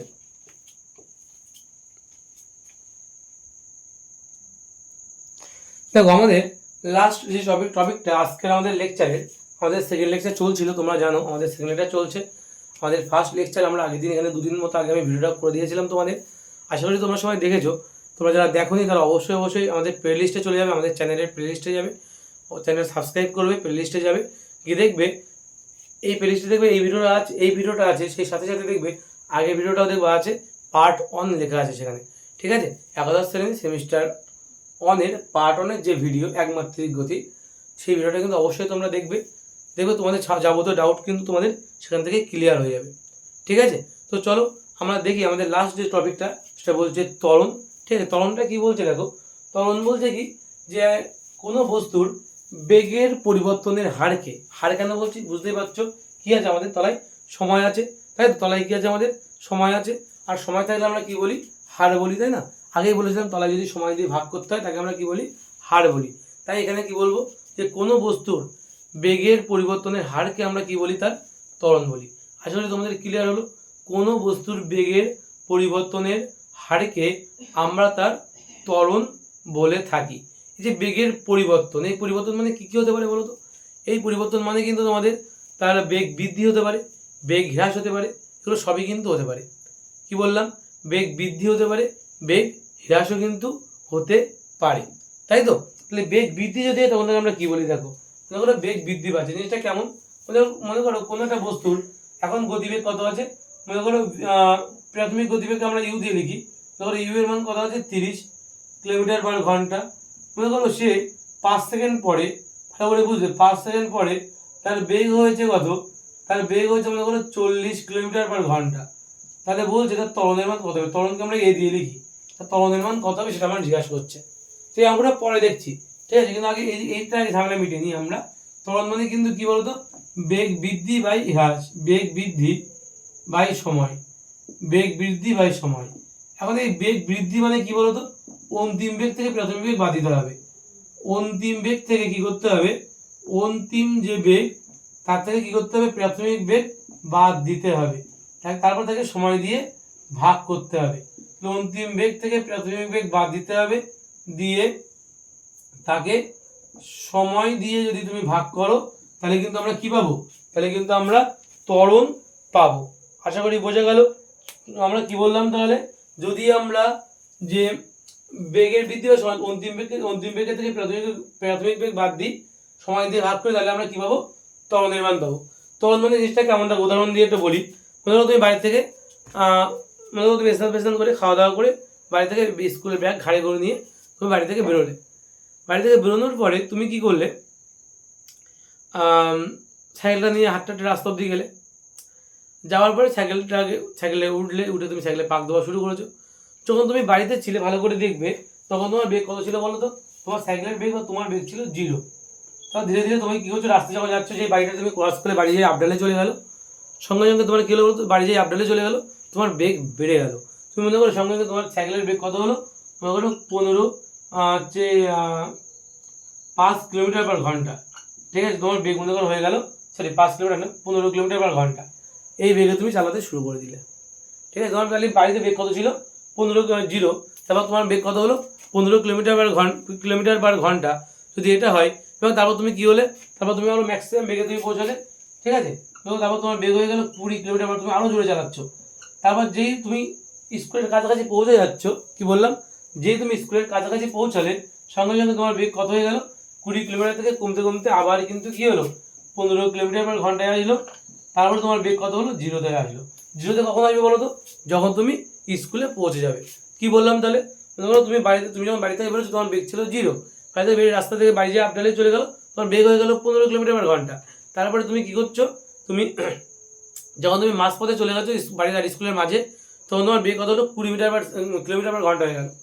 তারপর যখন তুমি স্কুলের কাছাকাছি পৌঁছে যাচ্ছ, তোমার বেগ কত হচ্ছে, আবার ধীরে ধীরে কমতে শুরু করছে। এটা তো হতে পারে না যে তুমি ওই বেগ নিয়ে পুরো স্কুলের মধ্যে গেট ফেট ভেঙে সাউথ ইন্ডিয়ান মুভির মতো তুমি ঢুকে যাবে, এটা তো হতে পারে না। তাই তো ওটা স্কুল না। তো তুমি কী করলে, আবার তোমার বেগটা কমাতে হচ্ছে, এবং তখন তুমি স্কুলের গেটের সামনে আসলে তখন দেখলে তোমার বেগ আবার 0 হয়ে গেলো, হাঁটতে হাঁটতে ভেতরে ঢুকতে হচ্ছে, তাই না? ভেতরে সাইকেলটা যখন রাখছো তোমার বেগ কত হয়ে গেল, 0 হয়ে গেল। তাহলে এই যে তুমি একটা নির্দিষ্ট ভালো করে কোন রুট ম্যাপ তুমি ফলো করেছো দেখে নাও। তখন এই তোমার হচ্ছে বেগ, আর এই হচ্ছে তোমার কোনো সময়। তোমার বেগ বাড়ছিল, বাড়টাটা একটা পিক অব্দি উঠলো, তারপর কী হলো বলো তো, ধীরে ধীরে আবার বেগ কমতে কমতে কমতে কমতে আবার 0 নেমে গেল। বুঝতে পারছো, এটা তোমার 0 ছিল। এই পয়েন্টটা কী ছিল বলো তো, এই পয়েন্টটা তোমার ছিল হচ্ছে 20 কিলোমিটার/ঘন্টা ছিল, আর এখান থেকে আবার কিন্তু 0 হয়ে গেল। বুঝতে পারছো কি বললাম আমি? এটাই কিন্তু তোমার কি হলো, তোমার কিন্তু গ্রাফ। কিসের গ্রাফ, ভালো করে দেখবে। এদিক বরাবর কি সময়ের সাথে তোমার কি হলো, বেগগুলো বাড়ছিল, এটাকে বলা হয় ত্বরণ। ভালো করে দেখবে, এটাকে বলা হয় ত্বরণ। সময়ের সাথে সাথে বেগ বৃদ্ধির যে হার, তাকে আমরা ত্বরণ বলি। আর এক্ষেত্রে দেখো সময়ের সাথে সাথে সাথে তোমার বেগ কিন্তু হ্রাস পাচ্ছে, এর নাম হচ্ছে মন্দন। এর নাম কি, মন্দন বা বেগ হ্রাসের হার। এর নামটা কি, মন্দন, বা একে বলা হয় বেগ হ্রাসের হার। ত্বরণ আর মন্দন আশা করি ক্লিয়ার হয়েছে। ত্বরণ কি জিনিস আর মন্দন কি জিনিস। এবার দেখো ত্বরণ মানে কি, প্রথম দিকে চলে যাও। ত্বরণ মানে কি, বেগের পরিবর্তন বা সময়, মানে বেগ নিজে কি রাশি, সে নিজেই হচ্ছে ভেক্টর রাশি। তাহলে ত্বরণ কি রাশি হবে, ত্বরণ কিন্তু অবশ্যই ভেক্টর রাশি হবে। অর্থাৎ ত্বরণের মানও থাকবে, অভিমুখও থাকবে। ঠিক আছে, বেগের যে দিকটা হবে ত্বরণের সেই দিক হবে, বেগের দিকের সঙ্গে একই হবে। ঠিক আছে, ত্বরণের একক যদি আমি দেখি, ত্বরণের একক মানে হচ্ছে বেগ বাই সময়। ভালো করে দেখবে, আমি গ্রাফটা কিন্তু মুছে দিলাম। ঠিক আছে, তাহলে ত্বরণের বেগটা একটু দেখে নাও। ত্বরণের একক, যদি আমি এককটা নিয়ে আলোচনা করি, একক কত হবে দেখে নাও। একক হবে বেগ বৃদ্ধি বাই সময়, অর্থাৎ বেগ বাই সময়। বেগ বাই সময় যদি হয়, বেগের একক হচ্ছে মিটার/সেকেন্ড। আবার তাকে সেকেন্ড দিয়ে ভাগ করতে হবে, তাহলে মিটার/সেকেন্ড ইন্টু 1/সেকেন্ড, মানে মিটার/সেকেন্ড স্কোয়ার, মানে মিটার/সেকেন্ড স্কোয়ার। এটা গেল এসআই একক। এবার যদি সিজিএস একক দেখি আমি, তাহলে সেন্টিমিটার/সেকেন্ড স্কোয়ার হচ্ছে সিজিএস একক। যদি এর মাত্রা দেখি, ভালো করে দেখবে, মাত্রা যদি বের করতে হয়, তাহলে মাত্রা কত হবে দেখো, বেগের মাত্রা L/-1 দেখো আগেই লিখেছিলাম বেগের মাত্রা বাই কত, সময়ের মাত্রা t। তাহলে এইটিও তো উপরে উঠবে না, তাহলে কত হবে, L/-2 হবে। কত হবে, L/-2 কিন্তু আমার ত্বরণের মাত্রা। আশা করি ত্বরণের একক আর মাত্রা ক্লিয়ার হয়েছে। গড় ত্বরণ কি বলছে, যে কোনো বস্তুর ত্বরণ সবসময় সমান নাও হতে পারে, ত্বরণের মান কম বেশি কিন্তু হতে পারে। বেগের মান কম বেশি হলে পারে, ত্বরণের মানে কিন্তু কম বেশি পড়বে। ঠিক আছে, কোনো বস্তু যদি প্রাথমিক বেগ আর অন্তিম বেগ জানা যায় তাহলে কিন্তু গড় ত্বরণ বের করা যায়। আর গড় ত্বরণের ক্ষেত্রে সূত্র কি বলছে তোমাদের বলতে থাকো, এইভাবে লেখা আছে গড় ত্বরণকে, দেখবা গড় ত্বরণ লিখেছে, এই সূত্রটা লিখেছে এইটা, কিন্তু লিখেছে দেখো এইভাবে, এরকম একটা চিহ্ন দিয়েছে, দেখো এটাকে গড় বোঝানোর জন্য দিয়েছে, কিন্তু এই যে এই চিহ্নটা তো তোমাদের বইতে দেওয়া আছে, তোমাদের ছায়া প্রকাশের বই ফলো করো, দেখো এই বইতে এই চিহ্নটা দেওয়া আছে, এই যে এটা কিন্তু গড় ত্বরণের চিহ্ন কিন্তু। ঠিক আছে, ত্বরণকে তো এই দিয়ে লেখা, আর গড় বোঝাতে এই পাশে নামে দাগ দেয়। ঠিক আছে, এটা গড় বোঝানোর জন্য, অ্যাভারেজ বোঝানোর জন্য, অ্যাভারেজ বোঝানোর জন্য। ঠিক আছে, তো গড় ত্বরণ আশা করি বোঝা গেল। এবার দেখো বলেছে তাৎক্ষণিক ত্বরণ কি, মানে কোনো একটা মুভমেন্টে, পার্টিকুলার কোনো একটা মুভমেন্ট, সেই মুভমেন্টের যে ত্বরণটা দেখতে পাবো আমরা, তাকে আমরা বলবো হচ্ছে তোমার তাৎক্ষণিক ত্বরণ। এটা খুব সিম্পল এইগুলো। ঠিক আছে, আচ্ছা তাৎক্ষণিক ত্বরণের গল্পটা একটু আলাদা আরেকটা জিনিস বলি। তাৎক্ষণিক ত্বরণকে আমরা তখন তাৎক্ষণিক মানে সেখানে কিন্তু একটা লিমিটের ব্যাপার চলে আসে। তবে ত্বরণ মানে কি হবে, এ মানে কত হবে, দেখো লিমিট কি হবে, ডেল টি টেন্স টু কত 0, এখানে কত হবে ডেল ভি বাই কত হবে বলো, del V by del V by কত হবে, ডেল টি হবে। একে আমরা লিখবো del V by del T. আর ভালো করে একটা জিনিস দেখো, এই ডেল ভি মানে কি বলতো, এই ভি মানে আমরা আগের বারই দেখেছিলাম, ভি মানে কি ছিল বলতো, ডিএস বাই ডিটি ছিল, মনে আছে? ভি মানে কি ছিল, ডিএস বাই ডিটি। তাহলে লিখো ডি অফ ডিটি, ভি এর জায়গায় লিখবো কি D of DS by DT লিখবো, তাই তো? তার মানে কি বলতো, এটা D two S by DT two, বোঝা গেল? এটা কিন্তু সূত্র। তাহলে এর মান কত হবে, D two S by DT two. ঠিক আছে, এর মান কত হবে তাহলে, D two S by DT two, এটাই কিন্তু আমার এর মান হবে। ঠিক আছে, ত্বরণের মান সরণ দিয়ে, সরণ আর ত্বরণের মধ্যে কিন্তু এটাই রিলেশন, সরণ আর ত্বরণের মধ্যে কিন্তু এটাই রিলেশন, আর সরণ আর ত্বরণ আর বেগের মধ্যে কিন্তু এই রিলেশনটা। ঠিক আছে, এই যে টপিকটা আছে সেটা হচ্ছে সমত্বরণ এবং অসমত্বরণ। সমত্বরণ কি বলছে, যখন কোনো কণা সমান সময়ের ব্যবধানে সমান বেগের পরিবর্তন, অর্থাৎ বেগের পরিবর্তন সমান হবে, তখন তাকে আমরা বলছি সমত্বরণ। বোঝা গেল? যখন কোনো বস্তুর কি বললাম, যখন কোনো বস্তু সমান সময়ের ব্যবধানে বেগের পরিবর্তন সমান হবে, তখন তাকে আমরা বলছি সমত্বরণ। এবং যখন কোনো বস্তুর সমান সময়ের ব্যবধানে বেগের পরিবর্তন সমান হবে না, তখন তাকে বলছি কিন্তু আমরা অসমত্বরণ। আশা করি বোঝা গেল সমত্বরণ এবং অসমত্বরণ কি জিনিস। এবার আমাদের নেক্সট টপিক যেটা আছে সেটা হলো মন্দন। তবে দেখে নাও তার আগে বেগের যে সূত্রগুলো, বেগ কি বলছি দেখো, বেগ ভি মানে কিভাবে লেখা যায়, অন্তিম বেগ ভি মাইনাস ইউ বাই কিন্তু টি, এটাকে আমরা এইভাবে লিখি, তাই তো? এটা যদি আমি কথায় মানে বিভিন্ন টার্মে যদি লিখতে চাই, তাহলে V is equal two V, এটা হবে এ ইজ ইকুয়াল টু কি হবে, V minus you by T, অন্তিম বেগ মাইনাস প্রাথমিক বেগ বাই সময়। এখন আমাদের বলছে পরের টপিক, আমাদের মনে করো মন্দন। এই মন্দনকে আমরা কি বলি, ঋণাত্মক ত্বরণ বলি। মন্দন মানে ঠিক কোনটা বলো তো? আমি যে একটু আগে বললাম তোমাদের যে তুমি পি করেছিল, তারপরে ধীরে ধীরে নিচে নেমেছিল, এটাকে বলেছিলাম ত্বরণ, তাই না? এবং এই পাশটা মনে আছে মন্দন বলেছিলাম। তাহলে মন্দনের ক্ষেত্রে যদি আমি দেখি, এই পার্টটা এখান থেকে বলো, বাদ বাকিটা মন্দন, বাদ বাকিটা কি এখান থেকে মন্দন হচ্ছে, বেগগুলো ধীরে ধীরে কমছে। এখানে যদি আমার 20 কিলোমিটার ঘন্টা হয়, আর মনে করো এটা আমার 0 হচ্ছে, এটাকে আমরা বলতে পারি ইউ, এটাকে বলতে পারি ভি। তার মানে এবার কিন্তু কি হবে, ইউ এর থেকে ভি বাদ যাবে, তাই না? তাহলে মাইনাস এ উত্তর হবে এটার, মাইনাস এ দিয়ে লেখা হয় ঋণাত্মক ত্বরণ যেহেতু, মাইনাস এ দিয়ে লেখা হয় কি হবে, ইউ মাইনাস, এটা হবে কি বলতো, ইউ মাইনাস ভি বাই কিন্তু টি। ঠিক আছে, অ্যাকচুয়ালি এই সূত্র থেকে কিন্তু আনা যেতে পারে। তুমি এখান থেকে মাইনাস কমন নিয়ে নাও, তাহলে মাইনাস কমন চলে গেল, তাহলে কত হবে ইউ মাইনাস ভি বাই কত হবে টি। এটাকেই আমরা দেখো বলছি ইউ মাইনাস ভি, এটাকে আমরা বলছি কিন্তু এর সঙ্গে কম্পেয়ার করছি। ঠিক আছে, বা বলতে পারো যদি আমরা এখানে মাইনাস গুণ করে দিই, তাহলে কিন্তু আমরা ওই আগের সূত্রটা পেয়ে যাবো। ঠিক আছে, এটাকেই বলছে কি ঋণাত্মক মন্দন। আশা করি ক্লিয়ার হয়েছে, ঋণাত্মক মন্দন যেটা, বা ঋণাত্মক ত্বরণ যেটা, বা মন্দন যেটা বলছি। ঠিক আছে, আর আমাদের এখানে যে অঙ্কটা ছিল সেই অঙ্কটা একটু আমরা সলভ করবো, দেখি অঙ্কটা কি বলছে দেখে নাও। অঙ্কটা কি বলছে দেখে নাও। অঙ্কটা বলছে যে এর মান বের করতে হবে, ভি মানে ইউ বাই টি, ভি মানে 40 মাইনাস 30, ইউ মানে বাই টি মানে 5, 10 বাই 5, 5 দুগুণ 10 মানে 2 কিলোমিটার পার ঘন্টা স্কোয়ার। তাই কিন্তু কি হবে আমার ত্বরণের মান। আশা করি তোমরা বুঝতে পেরেছো। আর তারপরে আছে আমাদের টপিক অভিকর্ষ ত্বরণ। কি বলছে যে পৃথিবীর অভিকর্ষ বলের প্রভাবে যখন কোনো বস্তু বিনা বাধায় পৃথিবীর দিকে এসে পড়ে, তখন ওই বস্তুতে যে ত্বরণের সৃষ্টি হয়, তখন তাকে বলা হয় অভিকর্ষ ত্বরণ। কি বলছে, যখন কোনো, মনে করে এই পেনটা আমি যদি ওপর থেকে ছুঁড়ে দিই, তাহলে সে কিন্তু আমাদের হাতে এসে পড়বে, মাটিতেও পড়ে গেল এটা, ঠিক আছে।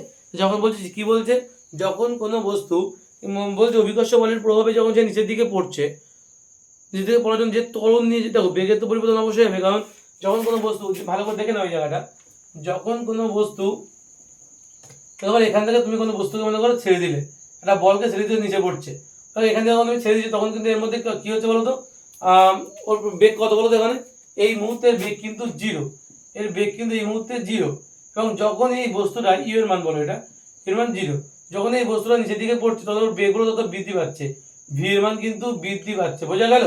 এবং যখন সে শেষ অবধি পৌঁছাবে মাটিতে স্পর্শ করার আগের মুহূর্তে, কি বললাম, মাটি স্পর্শ করার আগের মুহূর্তে ওর বেগের মান হয় ম্যাক্সিমাম, বোঝা গেল, বেগের মান কি হয়, ম্যাক্সিমাম হয়ে যায় বেগের মান।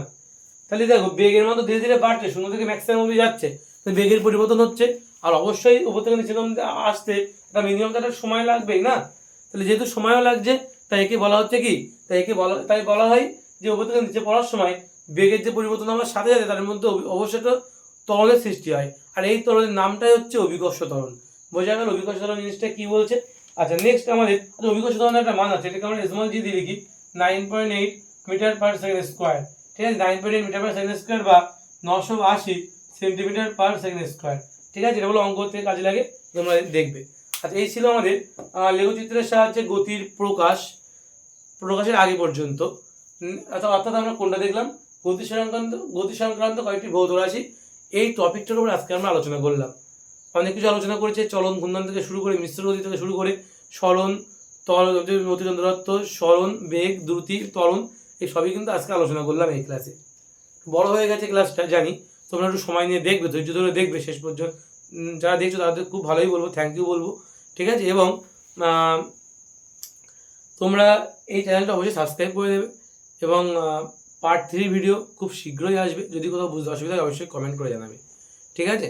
আর তোমাদের সমস্ত নিউমেরিক্যালস দেখবে তোমাদের আমি এই চ্যানেলেই দিয়ে দেবো, অলরেডি কিছু কিছু নিউমেরিক্যালস দেওয়া আছে এই চ্যানেলেই, তোমাদের অন্য কোথাও যাওয়া লাগবে না, তোমরা এই চ্যানেলেই প্লে লিস্টে চলে যাও, প্লে লিস্টে গিয়ে যেদিকে চলে যাও দেখো ওখানে লেখা আছে একমাত্রিক গতি, ভৌত রাশি, পরিমাপ ও মাত্রা, প্রতিটা চ্যাপ্টারে যা তোমাদের এই প্রথম সেমিস্টারে যে 5টা ইউনিটের এমসিকিউটা এই পরীক্ষা হবে, তার মধ্যে বেশিরভাগ চ্যাপ্টারে 2-1টা চ্যাপ্টার তো বাদ আছে, ওটা এবার করে দেবো, এই তোমাদের বেলায় করে দেবো, ঠিক আছে। তো গত বছর করেছিলাম, ওগুলো তোমরা দেখতে পারো, কোনো রকম নিউমেরিক্যালস চেঞ্জ হয়নি খুব একটা এবার, তো বেশিরভাগটা তোমরা পেয়ে যাবে, যেগুলো পাবে না অবশ্যই আমাকে জানাবে, আমি সেগুলোই কিন্তু তোমাদের করে দেবো, আর যে নিউমেরিক্যালসগুলো তোমরা বুঝতে পারোনি সেগুলো কিন্তু অবশ্যই আমি চ্যানেলে নিয়ে আসবো, ঠিক আছে। তো এই ছিল আজকে আমাদের টোটাল ক্লাসটা, কেমন লাগলো অবশ্যই কিন্তু কমেন্টে জানাবে, ঠিক আছে। আর নেক্সট ক্লাস খুব দ্রুতই আসবে, শুধু অপেক্ষা করতে থাকো, ঠিক আছে, চলে আসবে। এখানে তোমরা মোটামুটি ক্লাস 11-এর সমস্ত ভিডিও কিন্তু তোমরা পেয়ে যাবে, ঠিক আছে। 11-এ তোমাদের ফার্স্ট সেমিস্টারের যে পরীক্ষাগুলো হবে, যে টপিকগুলো পরীক্ষা হবে, তোমরা যদি হচ্ছে সঙ্গে থাকো তাহলে অবশ্যই আমি প্রতিটা চ্যাপ্টার কিন্তু আমি ফ্রিতেই তোমাদের কিন্তু এই ইউটিউবেই কিন্তু করে দেবো, ঠিক আছে। তোমরা অবশ্যই কিন্তু সঙ্গে থাকবে, ঠিক আছে। এখন তোমাদের ক্লাস করতে 2টো বেজে গেছে রাত, ঠিক আছে। তো চলো, গুড নাইট।